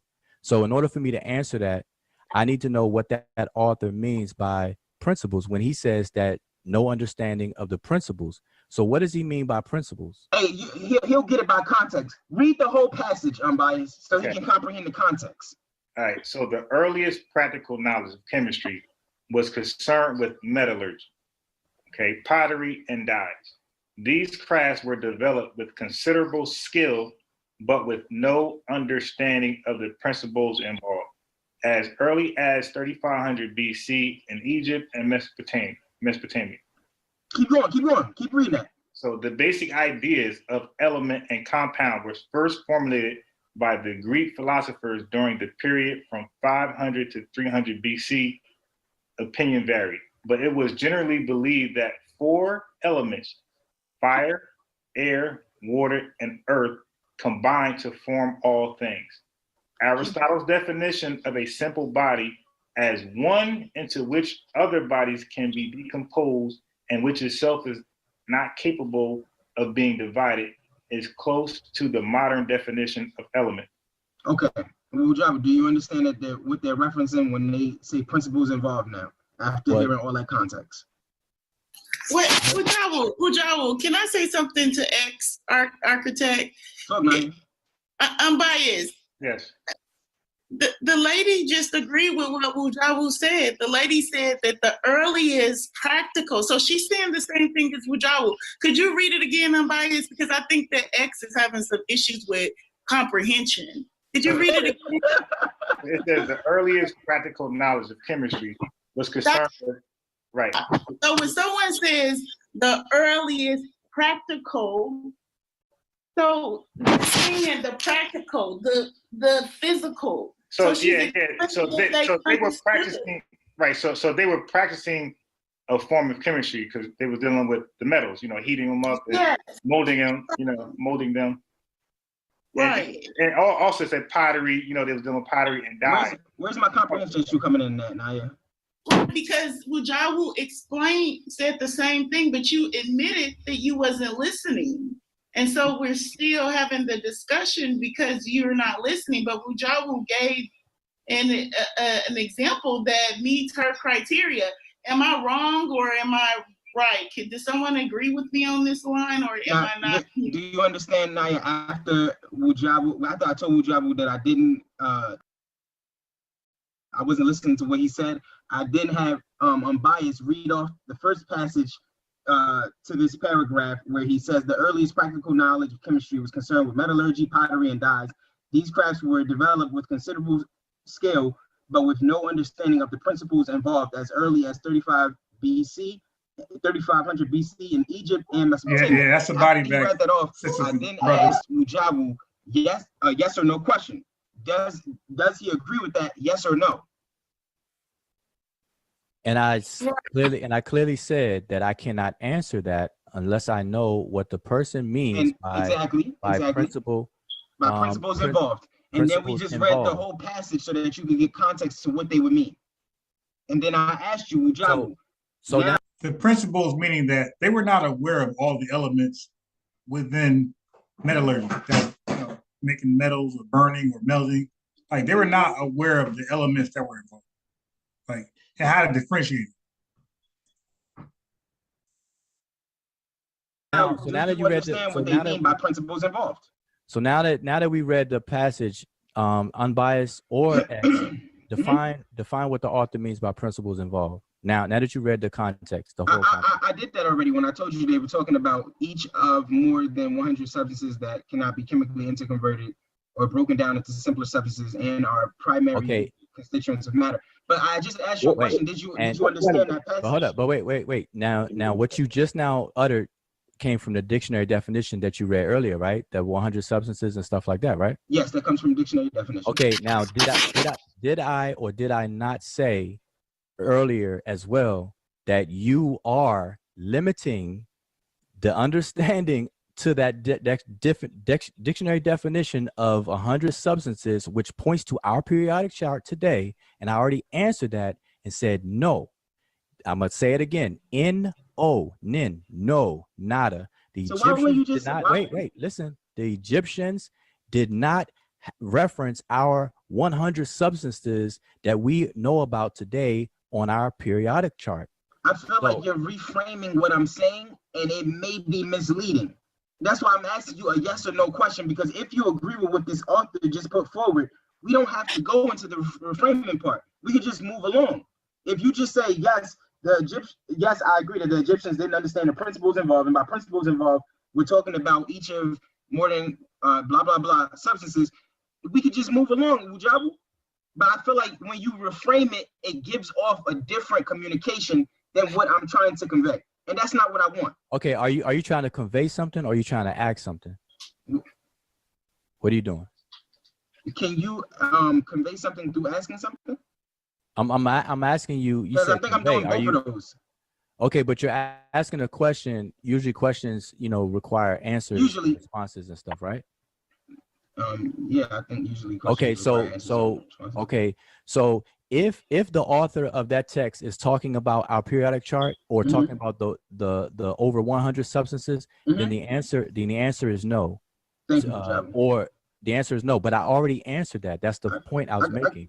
I got you. That was just what I wanted right there. Shawn, do you agree with that? Wait, but hold on. Wait. Let me ask you a question now. When I just said no and you just said thank you, did you not hear me say no about 20 minutes ago? And I already said I heard you communicate something. Like I just told you. I wasn't finished. I wasn't finished. I'm saying, did I not say this earlier about 20 minutes ago? I clearly said more than once, actually, where I said, if you're limiting to that definition about the more than 100 substances that we find on today's periodic chart, I said, no, the Egyptians did not have that and blah, blah, blah. I said that more than once. Everybody in the chat heard me say it. So I find it strange that now that you asked me and I said the same answer, no, now you're saying thank you or whatever the case is. So either you weren't listening to me, and I know one occasion you weren't because you admitted that. But yeah, I wasn't listening to you last when you were for the hour. But you heard me say it before though, because you even responded back then. So I'm just puzzled about that. So can we move on now? Yeah, let me ask. I just wanted to ask the other panelists, because everybody in the chat last time I remember was saying that I was bugging or something. The Egyptians understood what elements were. Reggie went and gave some article that Shawn gave the week before. So I just want to, we know Shawn doesn't agree to that. He thinks that, the Egyptians had everything. So nope, you never heard me say that. It's cool. It's not a problem, Shawn. We got you. You don't know. No, you're not gonna say my name and then turn around and say I said something. You're gonna ask me the question like you asked Wudjau. I asked you that question before. No, you did not answer. You did not ask me a question. Shawn, I'm gonna ask you the question now, bro. I'm gonna read a passage off to you. Then tell me what you don't gotta reread that, yo. Exactly. It's one sentence. I don't have a comprehension problem like I think you do, but that's just my thoughts on it. Now, I'm just gonna ask you one question. Do you agree with this? The earliest practical knowledge of chemistry was concerned with metallurgy, pottery, and dyes. These crafts were developed with considerable skill, but with no understanding of the principles involved. Do you agree with that, Shawn? Yes or no? He answered your question, and I agree with the question. I agree. Unc don't. Unc doesn't. So now we see this, a little bit of a dilemma. No, they didn't have any. They didn't have any no understanding of those elements today. I'm not going to put that on there. Oh, Unc, you got something different for us? Yeah. Okay. Yeah, this is what I like to say.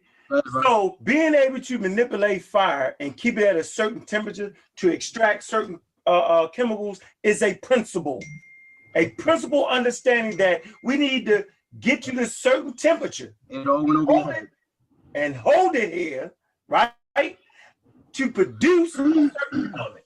That is definitely a principle of chemistry. So they didn't understand all the principles, but they did understand certain principles. And let me present my evidence. That's what Brother Ankh is at. You just missed it all, bro. What I just said, it went right over your head. You don't no, it didn't. My thing is, they did understand certain principles. The principles involved in chemistry, when it's speaking about the chemical elements, they didn't understand. That's what we're talking about. That's what I told you.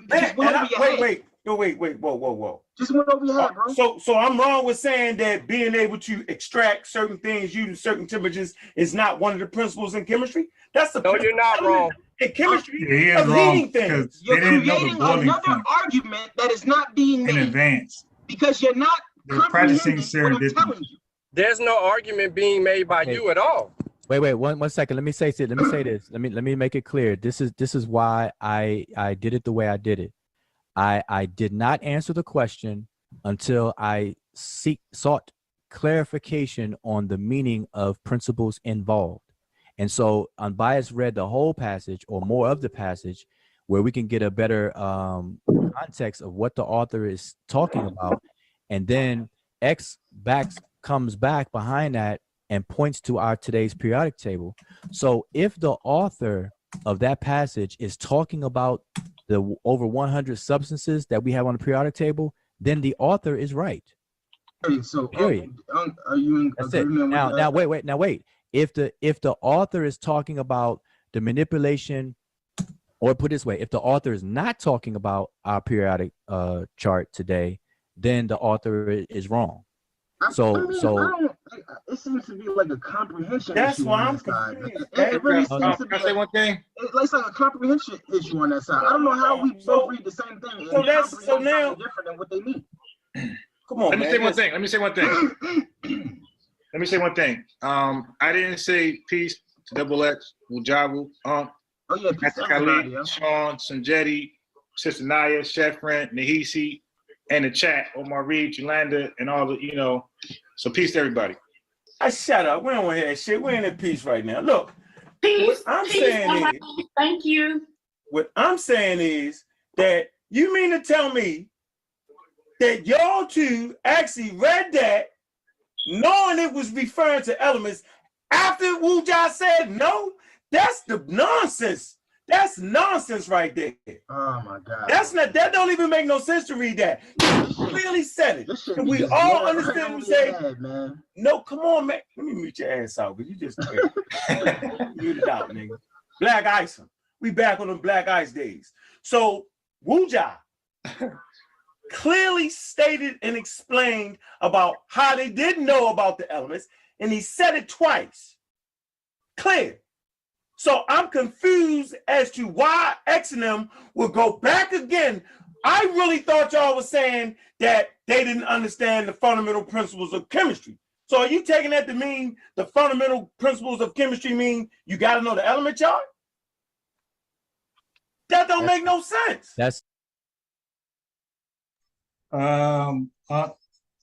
Yes, fortunately.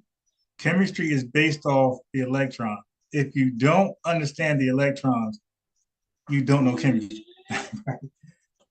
Okay, so anybody who studied chemistry, you're going to be stuck on electrons for a long, long time. Okay, so electrons is how you know. The understanding of electrons is what makes you a chemist. that in essence, that's what's being said, because in the final analysis, that dictionary definition is used as the anchor. And I mentioned this earlier. That's why I said what I said. Now, the way I made that plain, most people can't make that correlation because they probably forgot. When you're in college getting your degree, if you ain't trying to be a chemistry major, then obviously you're going to learn it and forget it right away, right? Okay, so, but if you really look back at what you studied in chemistry, I guarantee you learned a hell of a lot about electrons more than anything else, okay? Almost all of chemistry is based on electrons, right? And their energy cell. I believe physics is more focused on a proton. That's either true or false. and we can get into that.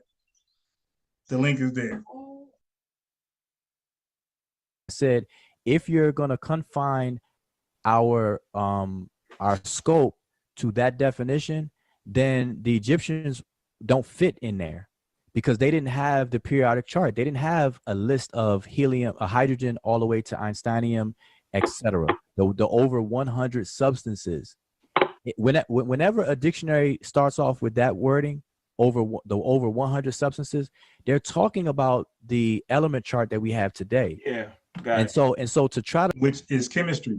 Without the complete chart, you're on your way, but you're not studying chemistry. You're on your way.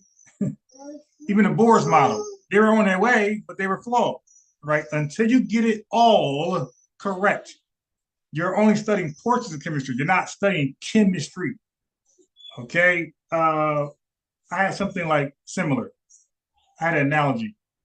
If you are, I had a perfect analogy on that. I'll come back.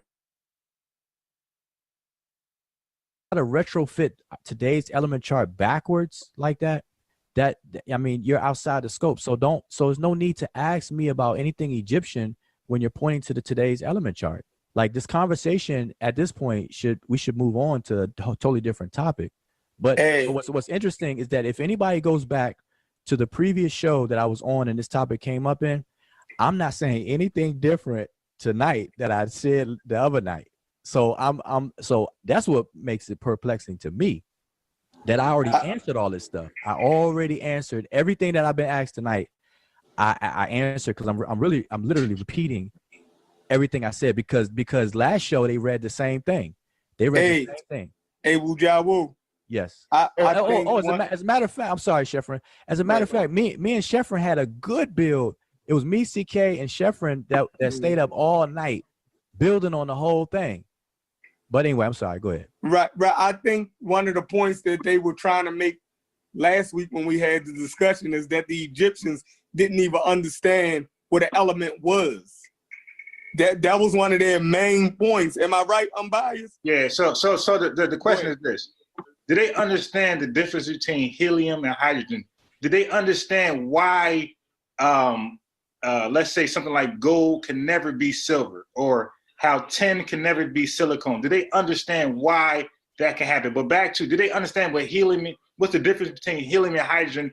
And did they even know what helium and hydrogen actually was? And if they did they understand why they were different, how they could never be the same? Well, didn't know that. Hold on.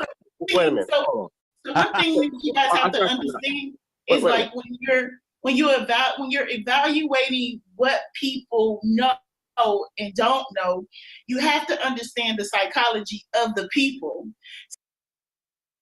Before we know his psychology, but we don't care, right? Because the high school dropout has a psychology, but that doesn't mean he knows what Neil deGrasse Tyson knows as a physicist, right?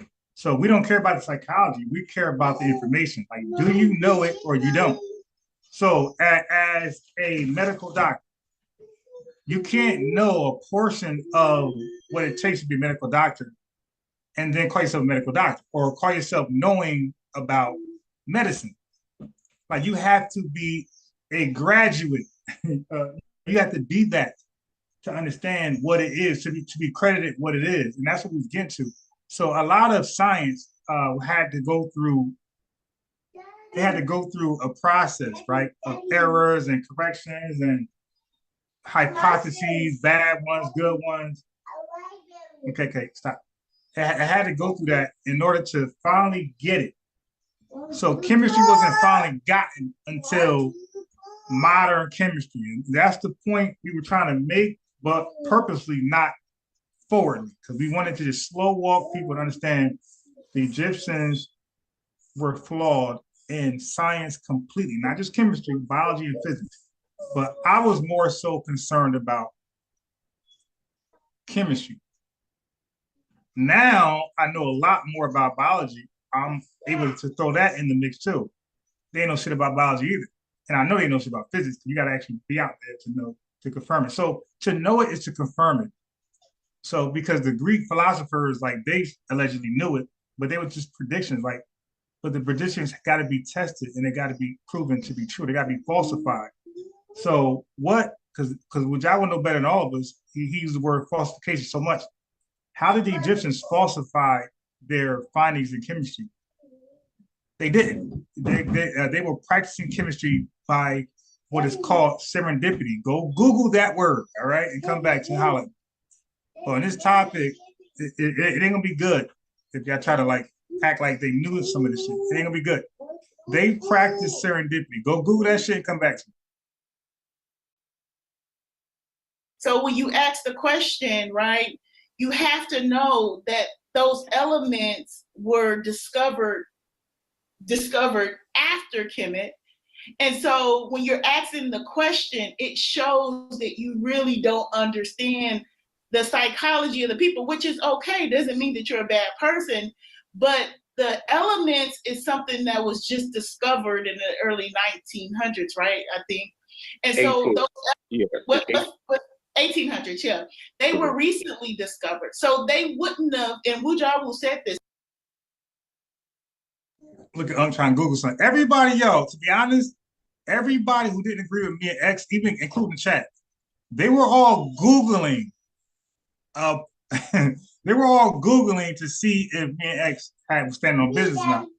And all their Google results came up, no results found when they was trying to prove the Egyptians knew chemistry, right? So this is why you don't get much of an argument from anybody. And you know, we're in a Google, I Google. You know, if me and X was wrong, they would have been said, hey, you're wrong here. We got Shawn in the house. We got Wudjau, Ankh, Naya, Bro.Reggie. We got all these folks in the house, right? They all at some point Googled to see if the Egyptians knew chemistry, and their search results were inconclusive, or not inconclusive. They were like cap. It was actually a blue baseball cap in their findings. This is why they're really cautious on how they're addressing our claims. Like, let's just be honest. And the link is there. Like Bro.Reggie was here the other day. Like, he pretty much confirmed everything I'm saying. But I can throw the link in there if anybody needs further, longer discussion on this. I'm really not trying to be combative because it's just information. Okay. But if y'all need me to like go be the can man, I can be the can man. They wouldn't have known all the quirks and all the, they wouldn't. Okay, then you're not a chemist. You just said it. If they didn't know all, a chemist know all. I think that's where we're like falling apart here. If you're studying viruses or single cell amoeba, you know all. Like, there's no room to like be flawed there, because then you're not an expert.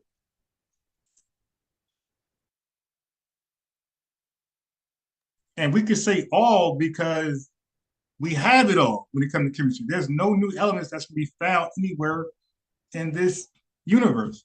We have all the elements. The Egyptians never at one point said they had all the elements. Never. They couldn't even, like, outside of the physical ones you can actually grab, like gold and iron. They couldn't tell you about the elements you can't see with the naked eye, obviously. They had no tools. This is why they did not understand chemistry at all, not in the slightest. Have known that because that wasn't part of their psychology.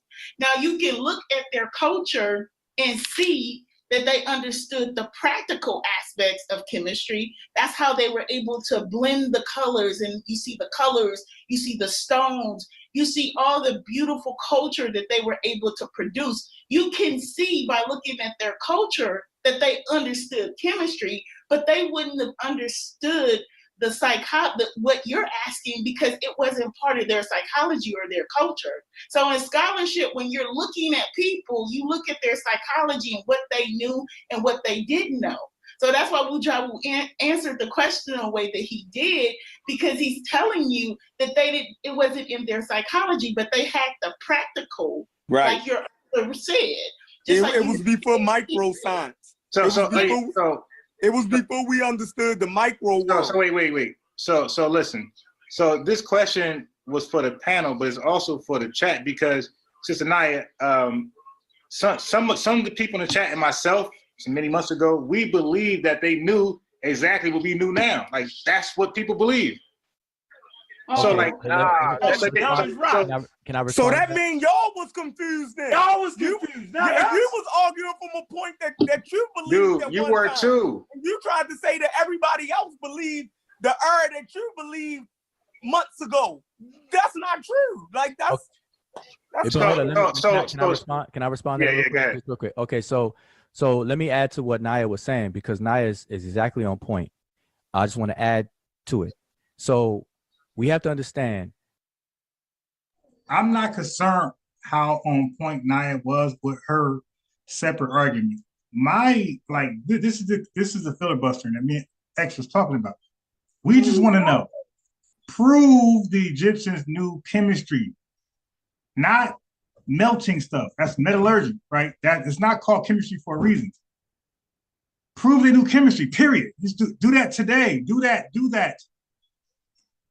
Okay? Not separate arguments and psychology. Prove they knew chemistry, and we can have that discussion, because I'm going to come with the answers. I'm going to come with questions. My fault. And answers.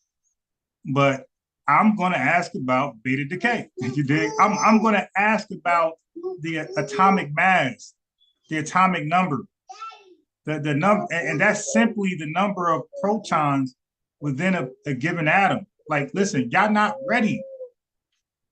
During that live, I was being very respectful, very humble, but because we're on Live. But if that was my live, I would have been way more aggressive. Like, dude, what is the atomic mass? What is the atomic number that did the Egyptians ever hint of the number? Did they ever hint to isotopes? Like, come on, like really, like stop.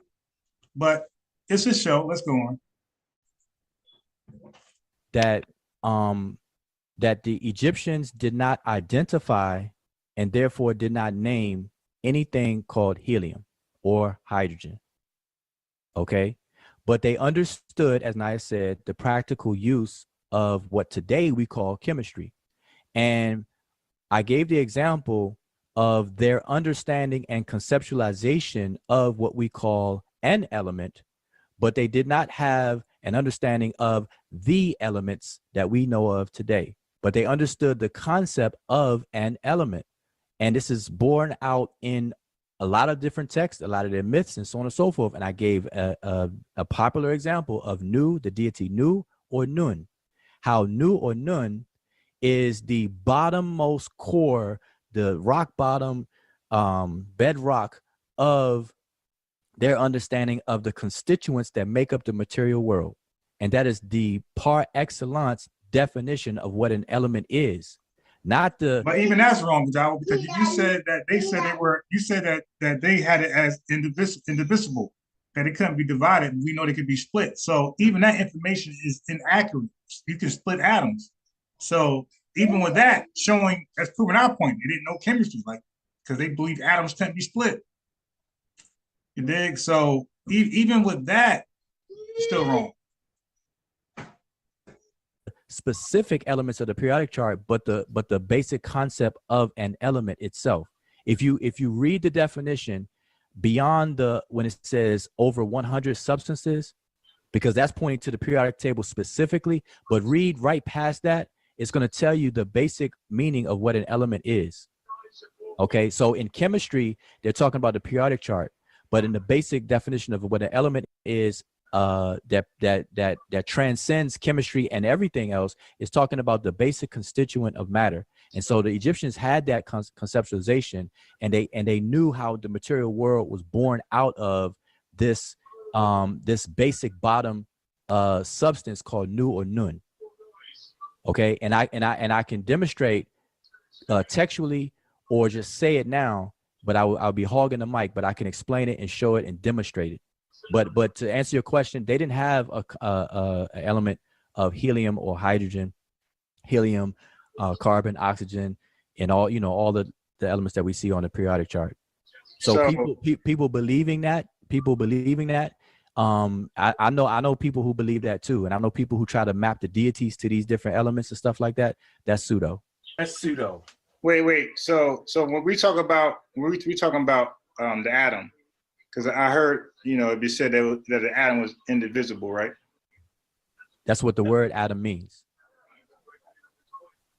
Okay. The atom that we know, what we're calling the atom today, is divisible because of what we know now. We know an atom is made up of neutrons, protons, and electrons, and even further below or smaller than that, we have the quarks and the gluons and the bosons and all the other subatomic particles.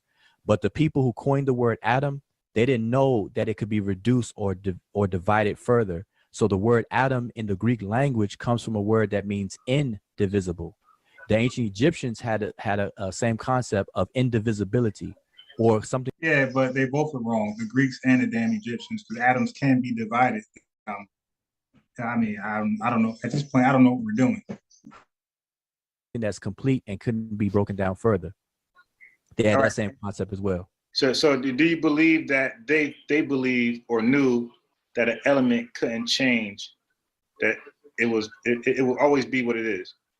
No, because they had a concept called Kepler. So they knew that things can change. That the word Kepler means to evolve. So they knew that things can evolve or change.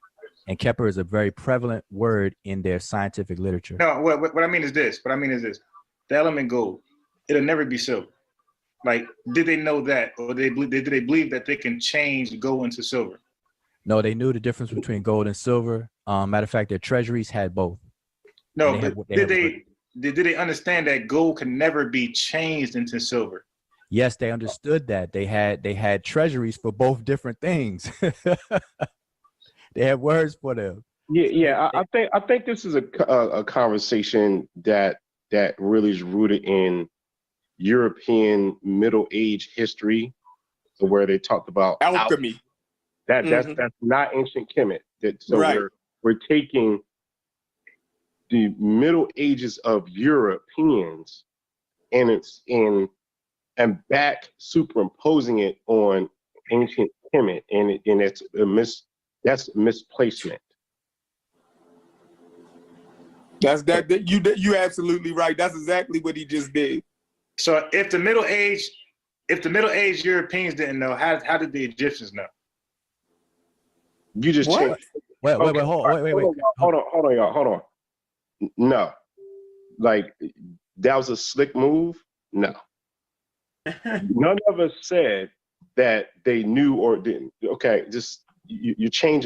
That's the problem. They didn't know, and you won't admit that. So what I'm saying is this: everything the Egyptians knew, or almost everything they knew, the Greeks knew. When they started to do their thing. But there was things the Greeks knew that the Egyptians didn't know. Okay, as far as chemistry, like let's stick with chemistry. In chemistry, whatever the Egyptians knew, the Greeks knew that and went further. Where the Greeks brought the baton, and as far as chemistry and science as a collective, there was things in there that the Egyptians never knew. Like, for example, the Egyptians never knew. Okay, the Egyptians never knew the speed of light, the speed of sound. They never knew about retroactive. No, I said retroactive. When the things go with the moon. See, I'm a little. Okay, I'm being distracted. But anyway, there was things the Greeks knew about science that the Egyptians couldn't have. And it's mainly because at some point the Egyptians capped off. Like their learning was just capped off. That was it. It was capsulized. That was it. Like they knew as much as they could know, and that was it. The Egyptians took it further. The Greeks took it further from there, and then it was taken further from them, and it's where we have it today. So there was a limitation of chemistry that the Egyptians experienced that was way more limit than the Greeks. That's all. We believe you guys are acting like the Greeks and the Egyptians were even, or the Egyptians had an advantage as far as information on chemistry. And we just trying to get y'all to simply say, which we should have did. We should just say, hey, bro, do you think the Egyptians knew more about chemistry than the Greeks? Like, we should just flat out ask that question, hindsight. Changing it up. Right. You got to change your psychology. You're thinking from a European perspective. That's Middle Age Europe, not ancient Kemet.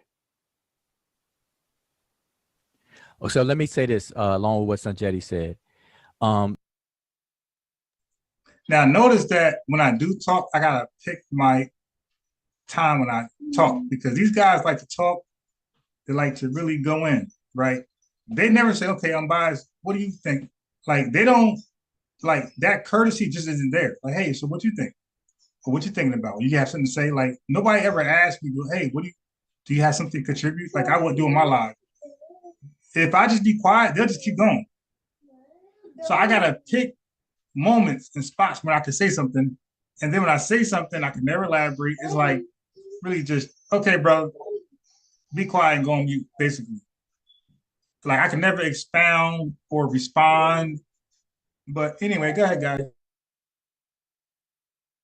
Because you asked, how did the Egyptians...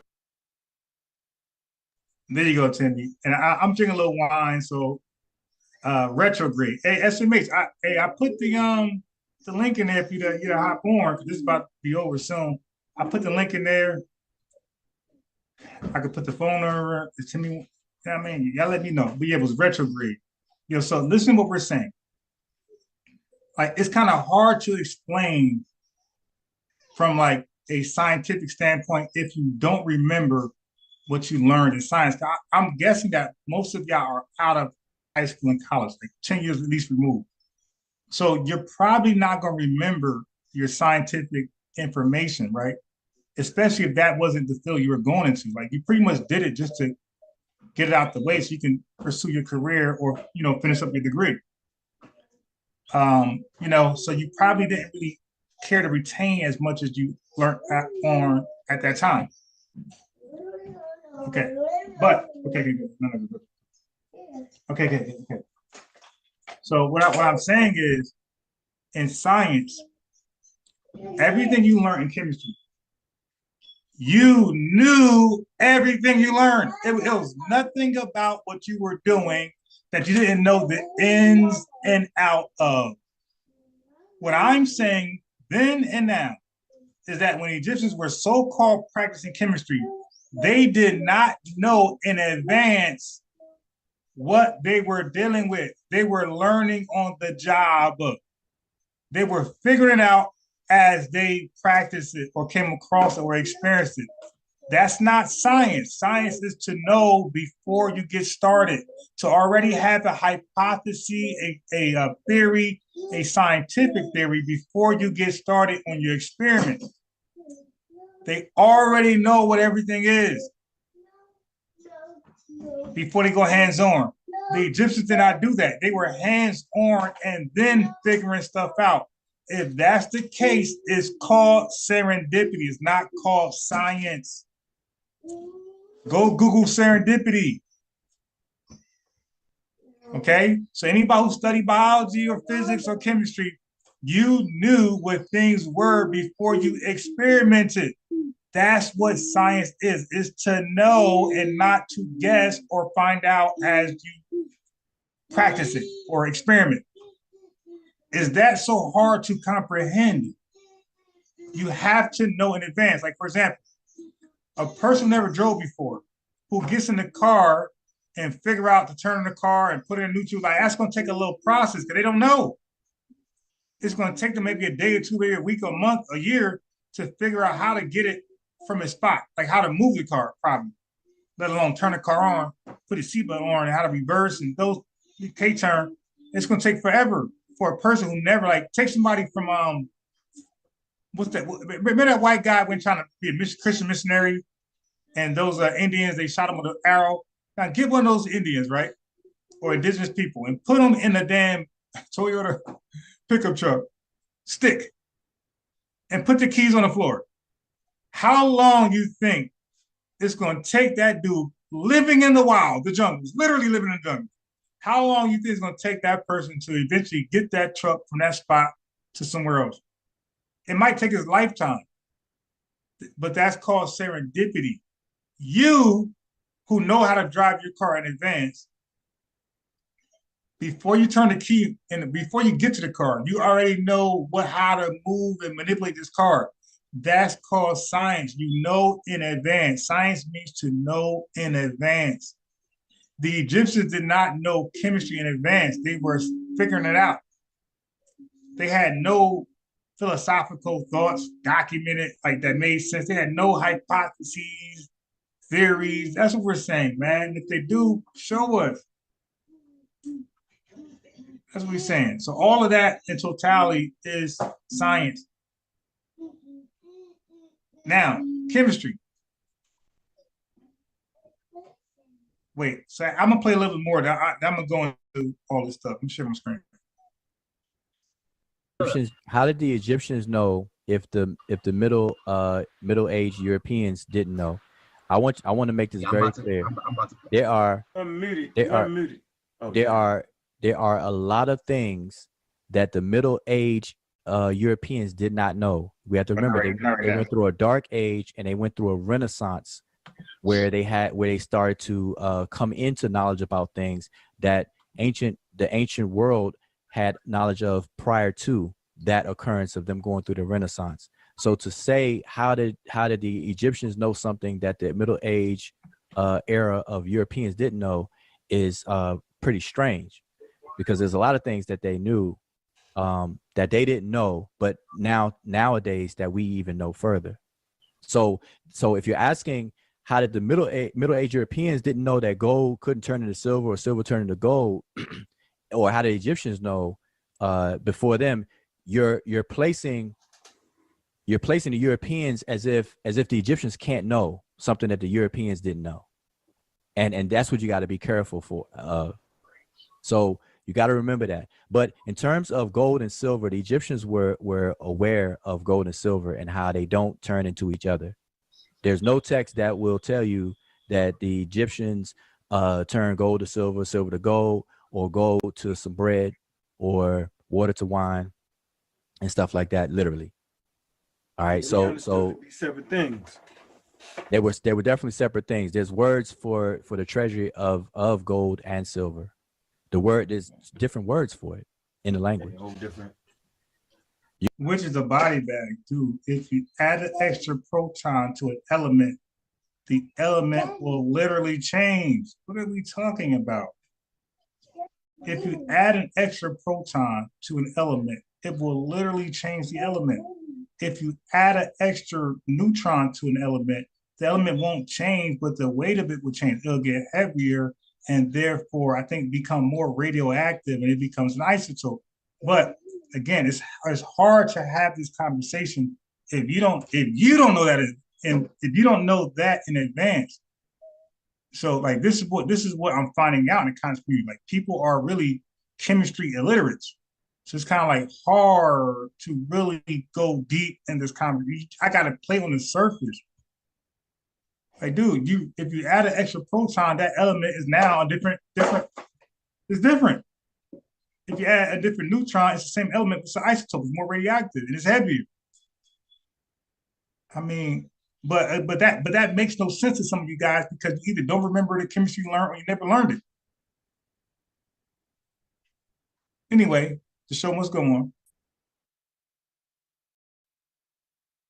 You got gold. You get that article I sent you? Where you sent me an article at? I sent you something from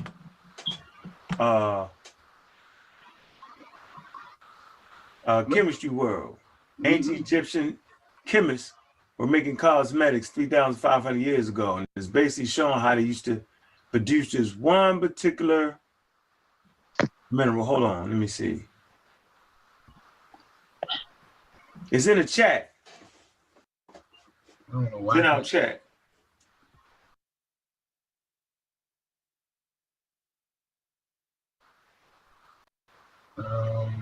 Curacite. How they was producing and manufacturing their own curacite.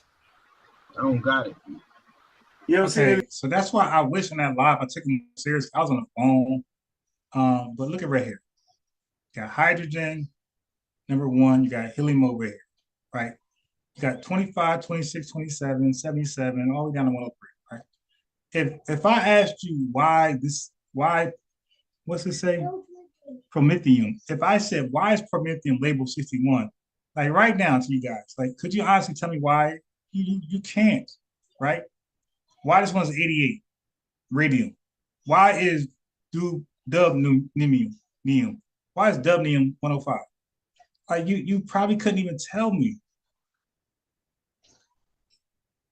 Why is hydrogen 1? Why is helium 2? And most likely your guess is going to be wrong. Like this is what I'm trying to say. The Egyptians they were unaware of. They didn't know why, but well, they did. They didn't even know what the hell vanadium even was, man. And if they did, they couldn't tell you why it's 20. This is not a white man science here. It's 23 because it's actually 23. There's something 23 in it. It's literally called 23 because there's 23 something in it. You dig? This is what we're saying the Egyptians didn't know. And if you don't know this, then you don't know chemistry, because this entire table is chemistry. You have to know the elements in totality to know. How are you studying chemistry with 64 elements? And you're a chemist. You're not a chemist. You're a pseudo-chemist. You're working with, that's like working on a car and you're just dealing with the back door to the trunk. But you're a mechanic. You never knew about an engine or front brakes, steering wheel, those things, right? You know about that. But you're a mechanic. Like, come on, we'll laugh today. Like, damn mechanic. All you do is fix the trunk and the 2 back wheels, and you did oil changes. That's it. If that. Like, you guys got to stop. Like, y'all so Egypt out that you're losing your brain cells. Egyptians, and this is the dagger. Your smartest Egyptian is not smarter than the dumbest white scientist.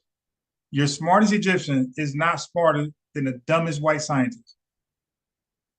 That's not pseudo, obviously, or when rolling.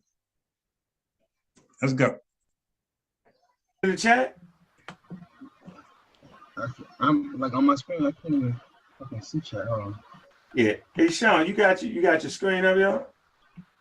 All right, Chemistry World. Yeah, you see it? Yeah. Okay. Why you bringing us to that right there? Because I'm showing you how they specifically, repeatedly drawing out this particular substance. Yeah, that's cool. Synthesize. You don't have to understand what elements are to perform chemistry. No, but I'm saying, but that shows that they were synthesizing something. That's the key. Cool. That's a key understanding right there, to synthesize. I don't got no problem with that. I never made a claim against that right there. So I'm just trying, but that's chemistry though when you start synthesizing. I never said that the Egyptians didn't perform chemistry. Those words never came out of my mouth. All right. Okay, so this is a long ass conversation for nothing then. No, the conversation, well, in that aspect, yeah, but that wasn't my fault. I said that they didn't understand the principles involved in chemistry, meaning the elements that went into the materials they were using to create these cosmetics. They knew they were made up of smaller constituents, but they didn't have the same naming or framing that we have today on the periodic chart, which will match the definition of. They don't need the same naming as us. We speak English. Obviously, they're gonna have an Egyptian term. We're saying that's not what we're saying, Wudjau. We're not saying it. We're not comparing English to Medu Neter. We're saying that they had no clue what helium was. They had no, and the elements I just read on the chart over here. Well, I'm not sharing it right now, but they had no idea an element that was solid from a liquid to a gas to an unknown. They had no idea about the different metals or the non-metals. They had no idea about the noble gases, the reactive non-metals, the post-transition metals, the transition metals, the alkaline earth metals, alkaline. Alkyl. Yeah, I said it right. Alkaline earth metals, alkali metals. They had no difference, these different type of metals. Okay, no, you're gonna fall. Don't get down. Get down. Get down. Get down. So we're like doing like the word solid thing at this point. Now I don't know if Wudjau is sincere or he's purposely like doing that, but dude, I mean it's real simple. But anyway, carry on. I'm about to pull up some of my videos. Carry on. You say one more time. At this point, it is a show. The Egyptians understood that the material objects that they had available in their environment, they knew that they were made up of smaller constituents. Can you get us a reference for that? Yeah. All right. So you can pick up pretty much any Egyptian text. So I'll specify one, for example, the Book of Knowing the Transformation of Ra and Overthrowing of a Pep. Okay. All right. So I've answered the question maybe 3 or 4 times. And so I'm going to say it again, that when it comes to the narrow definition of elements pertaining to the over 100 substances, that's referring to our modern day periodic table. And so that is outside the scope of Egypt. So if you're going to use that as a framework or basis for your questions and stuff like that, then we don't have to go any further, because ancient Egypt did not have access or a similar, that framing like we have today in our periodic table. So any questions that come out of that is it's nonsensical. It doesn't make any sense to even ask. So hopefully we can move on now. But in terms of their understanding that the material world is made up of smaller, material objects are made up of smaller constituents, that's prevalent in their psychology and in their literature, and that could be demonstrated all day, every day. I gave you one text that will answer a lot of questions about this, because they show how things unfold and come into existence from smaller elements and become greater and greater and greater things. Yeah.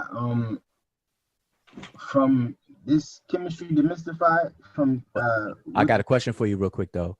Now that I gave you that text, the Book of Knowing the Transformation of Ra, I got you. I was about to say something. Wait 1 second. And Overthrowing of a Pep. What I would like for you, because I've given you references before, or at least, yeah, I've given you references before. But next time we meet, or let me ask you, give me a time frame where I can come back to you and quiz you on that text. All right, hold on. Here we are. No quizzes. Only quiz is going to be here. All right. So I'm going to speed it up so it won't be all day. So this is what we're saying they didn't know. Now, I noticed this looks like what I shared right here, but this is this, and this is a video I did how long ago? 4 years ago. Okay. So I'm not gonna play the whole thing. I'm gonna speed it up. Okay. Some will call the periodic table, right? Each one of these atoms are a chemical element, including oxygen. This is a chemical element. Right, so this is from pt.2. We're gonna actually read together, so you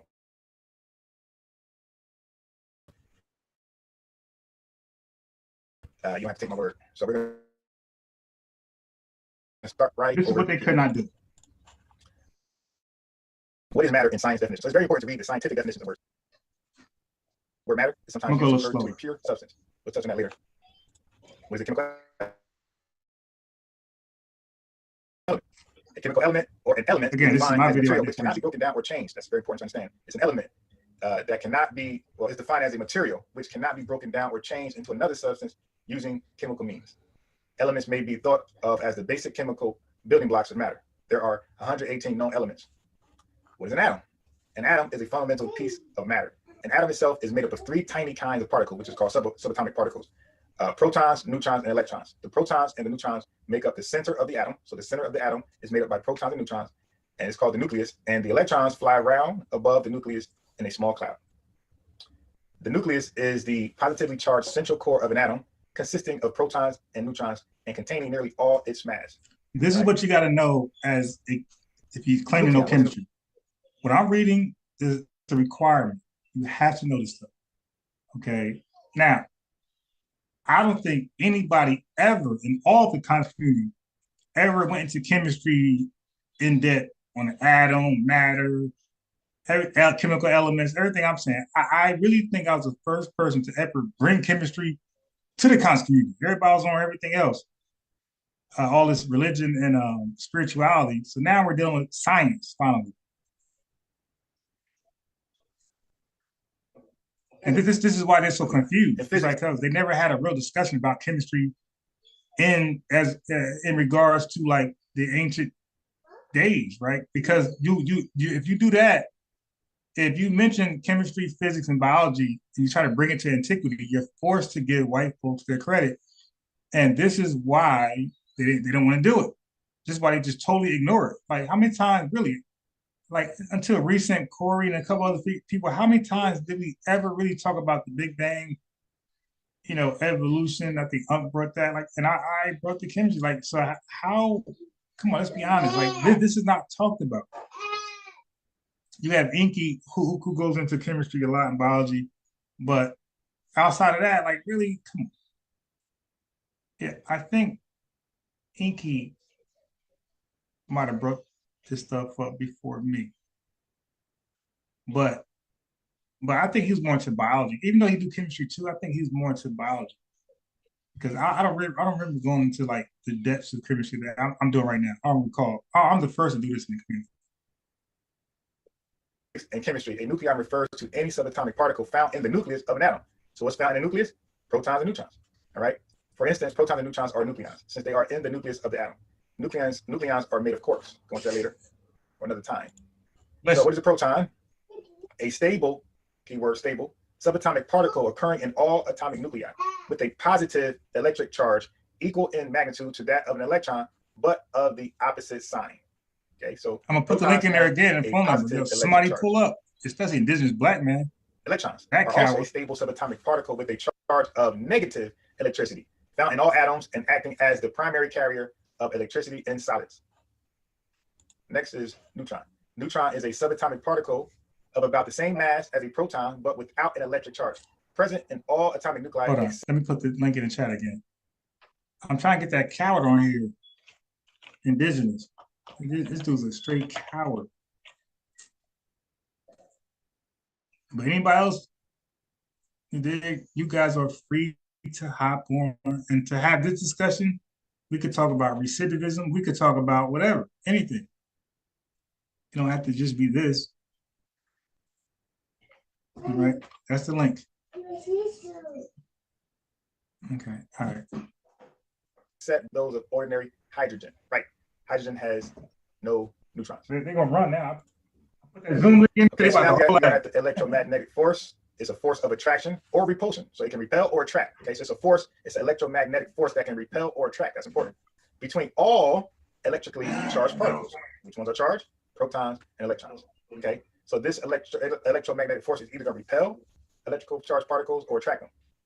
Protons are found inside the nucleus at the center of the atom, and they give the nucleus a positive charge. Okay. The neutrons are also in the nucleus, but they don't have an electron. They do not have an electric charge at all.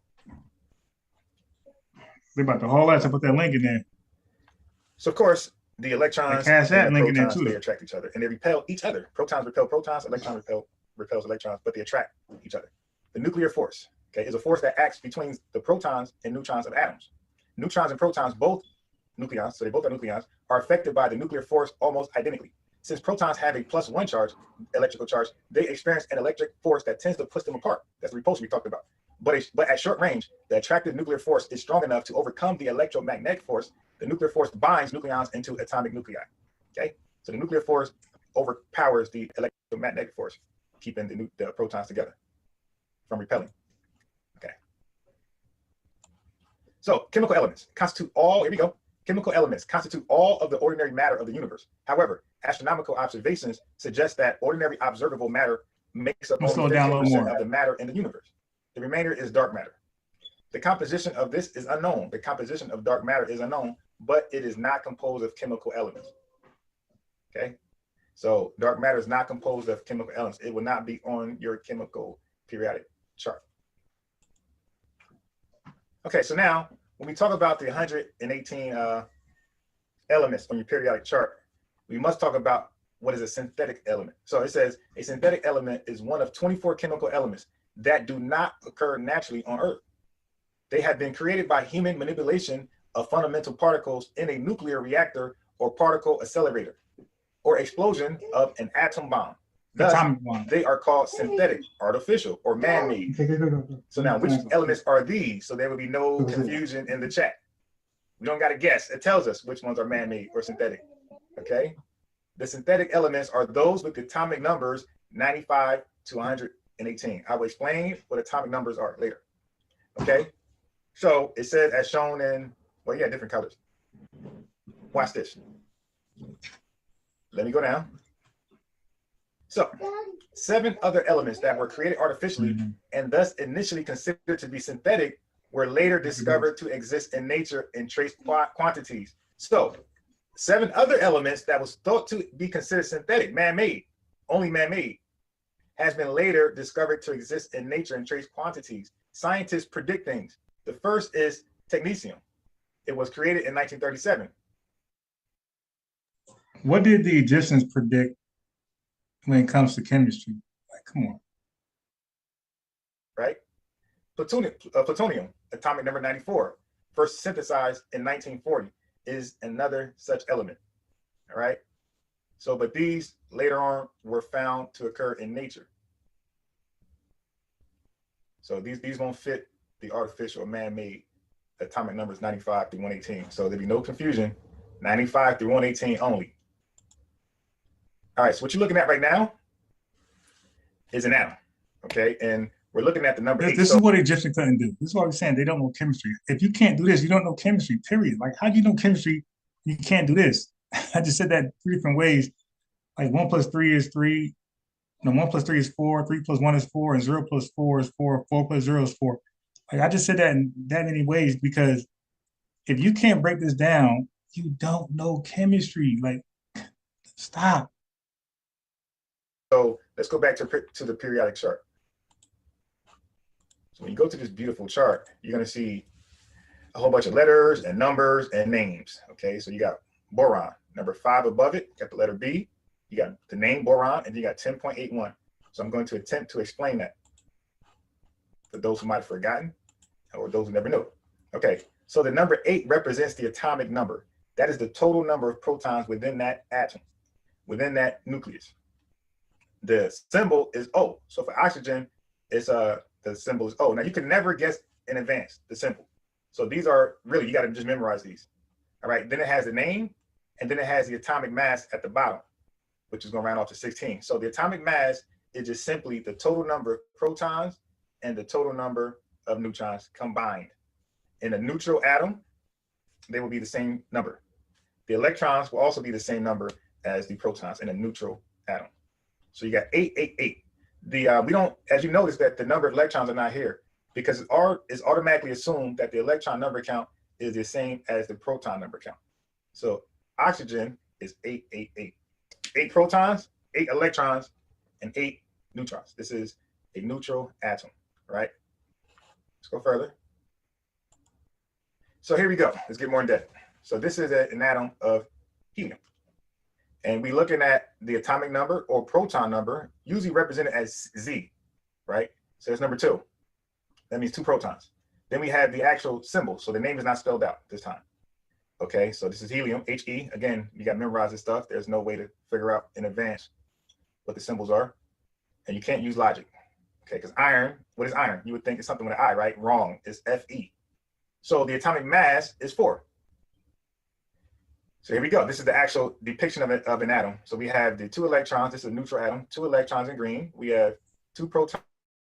Again, there's no Egyptian in antiquity who could break this down. So how the hell they knew chemistry? Like, it was a setup question. It was a bait question to bait people in to have this conversation. And, you know, that's all it really was. There's no way how the Egyptian could break this down. So you see the charges, the minus charge, negative charge, the positive charge, and we have no charge, which is neutrons. So this is a neutral atom, 222, right? 2 electrons, 2 neutrons, 2 protons, and the atomic mass is the protons and neutrons together counted. So now let's go to isotopes, okay? What are isotopes? Isotopes differ, it's the same atom, okay? That means they got the same proton count. They just differ in neutrons, right? So right here, we have hydrogen with a proton, no neutrons, but it's definitely an electron, the same number of counts protons. So it's 1, 1, 1 proton, 1 electron. The atomic mass is 1 because we have 1 proton, all right? So if you look over here, we all of a sudden have a neutron. So this is still hydrogen because the proton number count is still 1. As long as the proton number count stays the same, you're dealing with the same atom. It doesn't matter how many neutrons come into that nucleus. It's just called an isotope. So now we have what? The atomic mass is 2. All you do is combine the number of protons with neutrons, and we have 2. Okay, so this is an isotope. We have 1 proton still, so we're still dealing with hydrogen, and now we have 2 neutrons. So we add those together, and that's your atomic mass, all right, which is 3. So these 2 are the isotopes of this. This is the original, and these are isotopes. So as long as the proton count is the same, it's the same element. It doesn't matter how many neutrons you have. You can have less. It's still an isotope of that particular atom. You can have more. It's still an isotope of that particular atom, meaning that it's still that atom, whatever it is.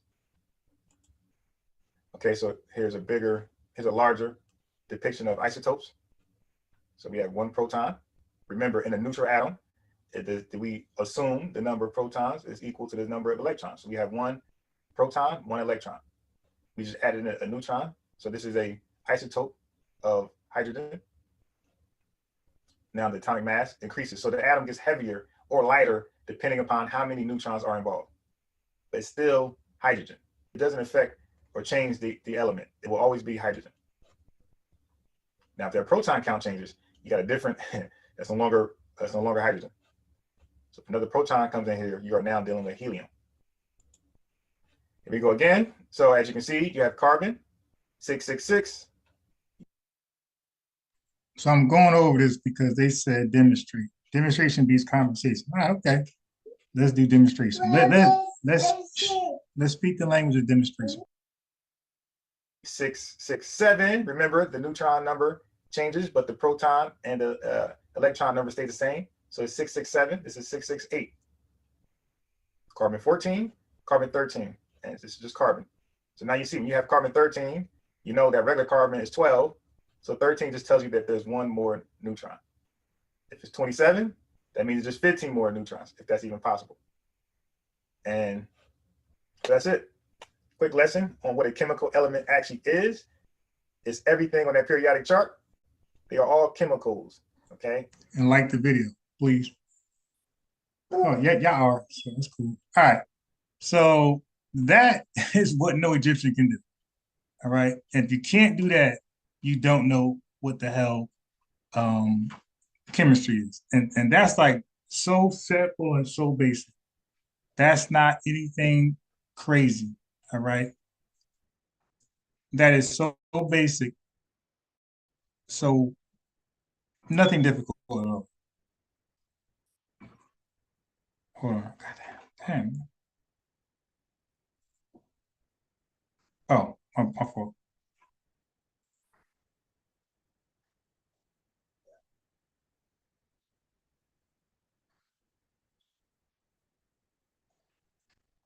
I hope it didn't restart.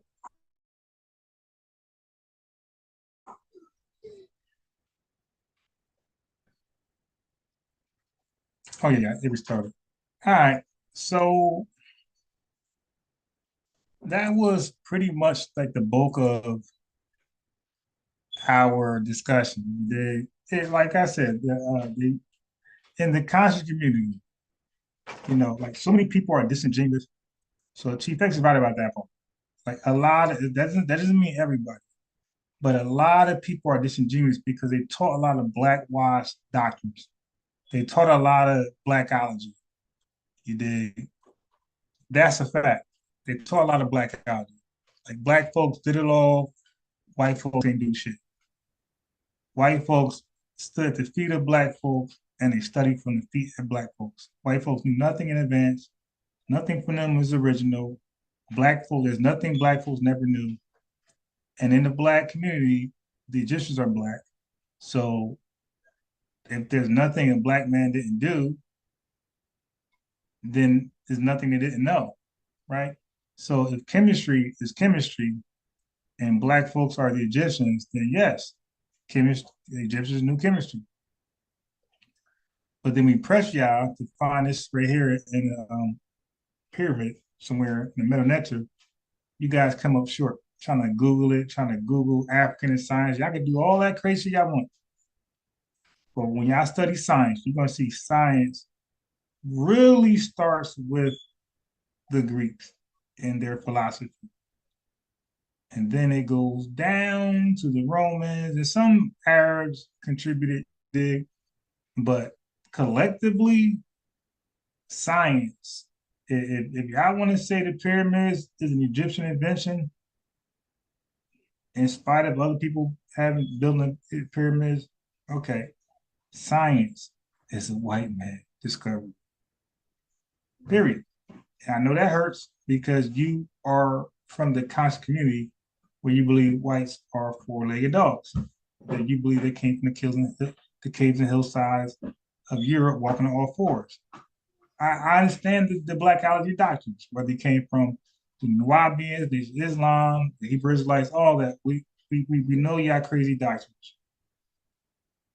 But Black folks who were never influenced by that type of stuff, like they don't get it. They don't understand the big problem. Why y'all just can't give credit where it's due.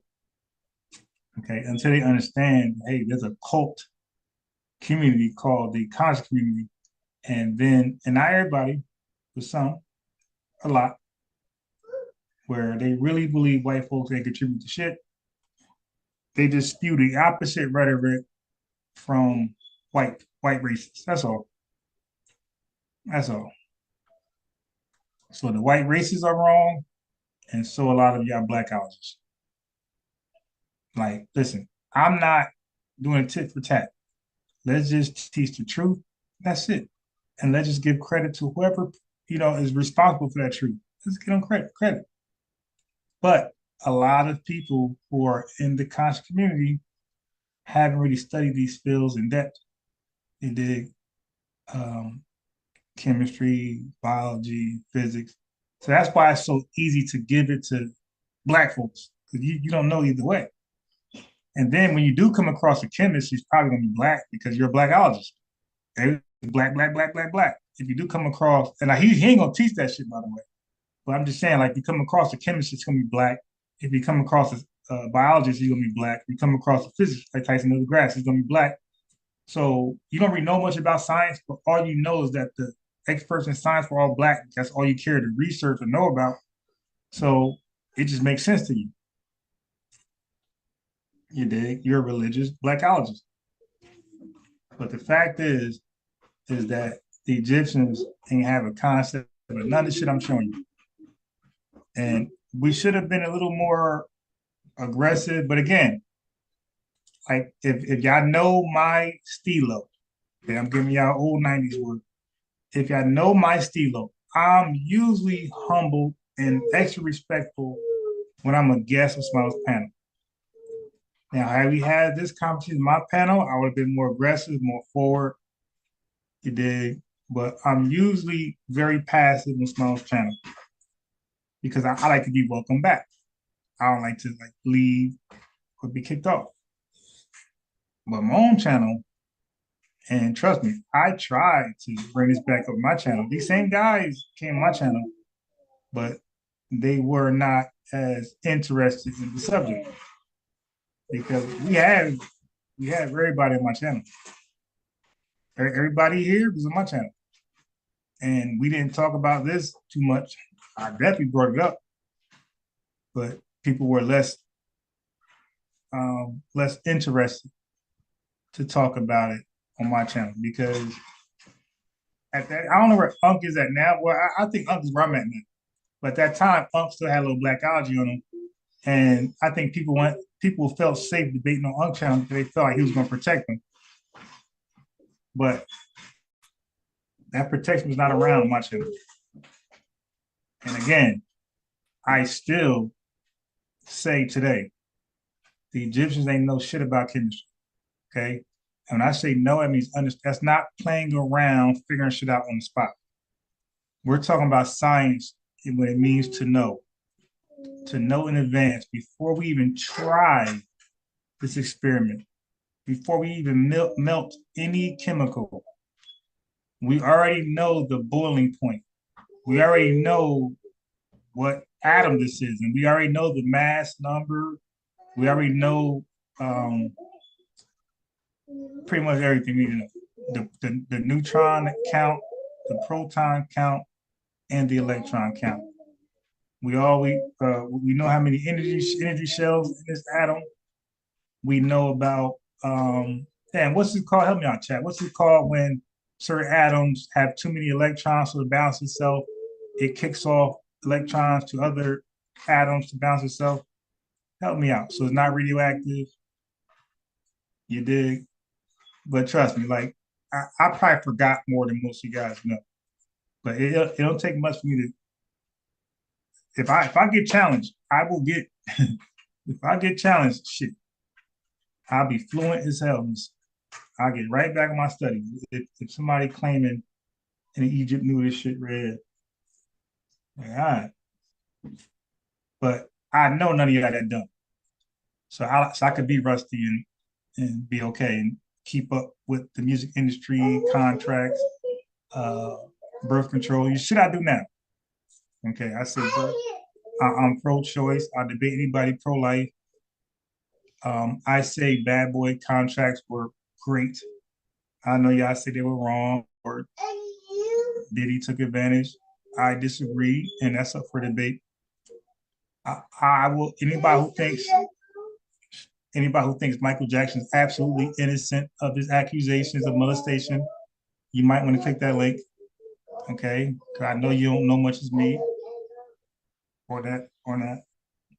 What else? Oh, Michael Jackson, Mottola, Tony, what's his name? Tony Mottola, whatever his name is. We could do that too. If you think Mike was innocent and knew and he was done wrong, you can holler at me. You dig? So anything record label wise, and I say this is my thing. I say there's no such thing as a bad contract. I don't care what anybody says. I don't care if you're a producer, artist. I don't care if you are an engineer. I don't care if you are an entertainment lawyer. There's no such thing as a bad contract, because what a bad contract looks like, a bad contract, if I could give you a visual, a bad contract is a contract with no signature, because who would sign a bad contract?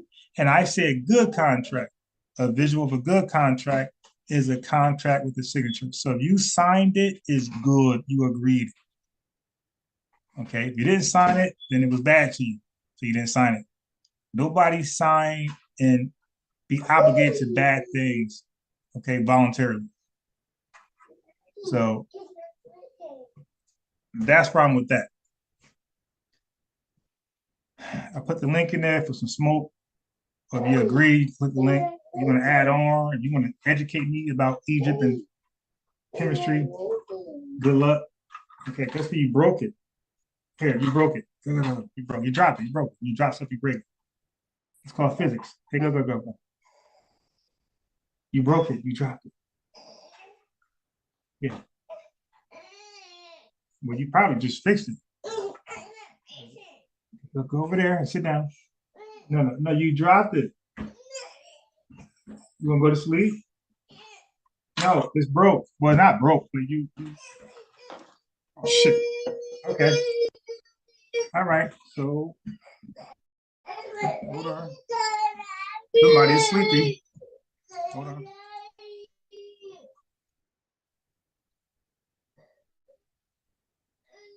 Where's it in mute?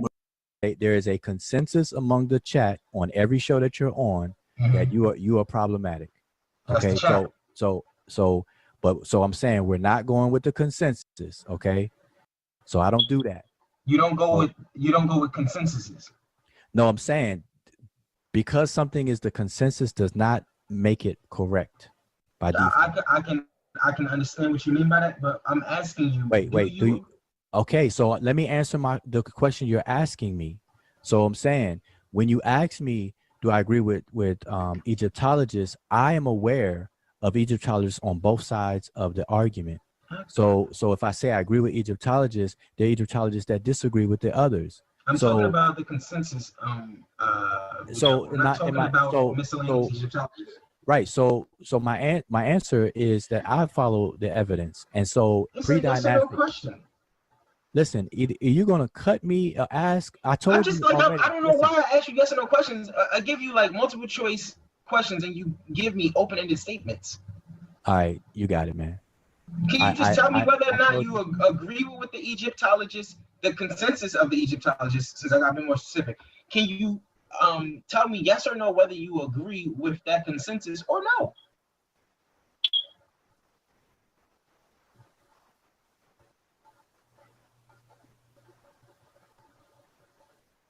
Are you there, Wudjau? Follow the evidence, man. Follow the evidence. So are you saying that the Egyptologists don't follow the evidence? We don't appeal to authority, man. I didn't ask you that. I said, are you saying that the Egyptologists don't follow the evidence? Like it's a logical fallacy to appeal to authority. I understand that. I'm asking you, are you saying that the Egyptologists don't follow the evidence? They're just going off of a belief, a pure, conjecture? You have to vet the source, X. I'm asking you a question, bro. The Egyptologists, the guys that study this. It don't matter who they are, bro. For profession. What was their method? Are you telling me that they're just like deciding on this based off of their emotions? That there's no evidence for it? What was their method? I never researched their method. I'm asking you a question. Right. Well, until you are you suggesting that they don't have a method? That's like if you ask me what was the method that the scientists used to decide that there was no oxygen in space. I can't tell you that, but that doesn't mean that there is oxygen in space just because I don't know the method that they employed. What was their method? I just answered that for you, didn't I? Well, we shouldn't bring up anything that we can't verify. You know, it's not possible to learn all subjects. You know that, right? It's possible to learn a little bit about everything.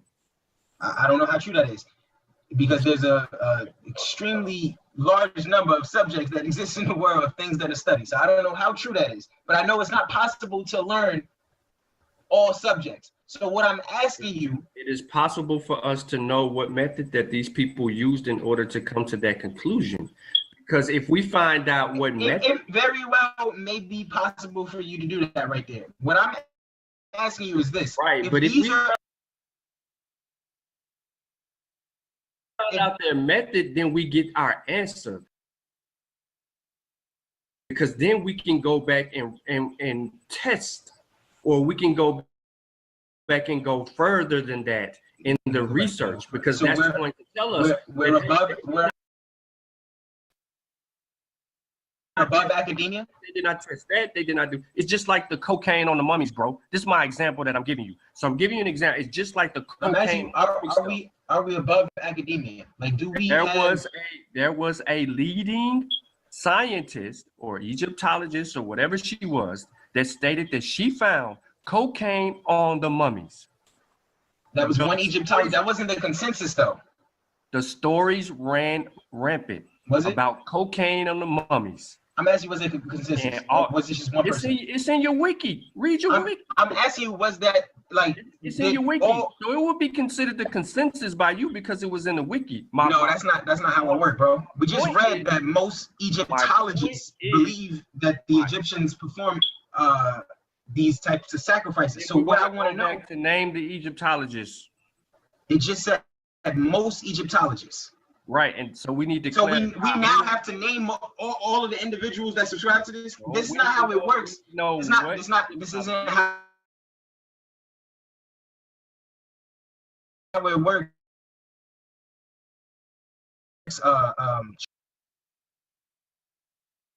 Shawn. We need to know what Egyptology. Just like if I say that there's no oxygen in space, I don't have to tell you what specific sciences. We can find that scientists said that there weren't any. There wasn't any oxygen in space. That's not how it works.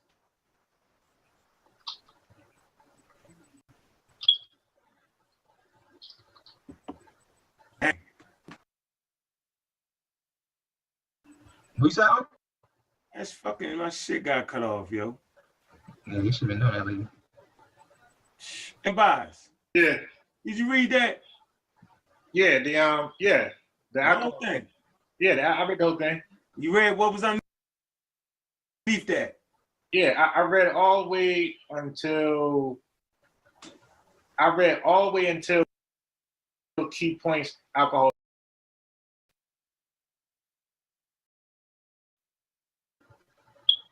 So what did X say to that? He agreed. Send me my money, X. Hold on, what happened now? Man. No, what did you just say before that? I said, I read that source. What source? Source explain why it's not on there. The whole nine. Okay. I read the whole. I read what Wudjau, not Wudjau, it's read too. Now, my argument, was what? What was this? What I'm saying? Like, you can't have an argument if you don't know what the foundation of this shit is.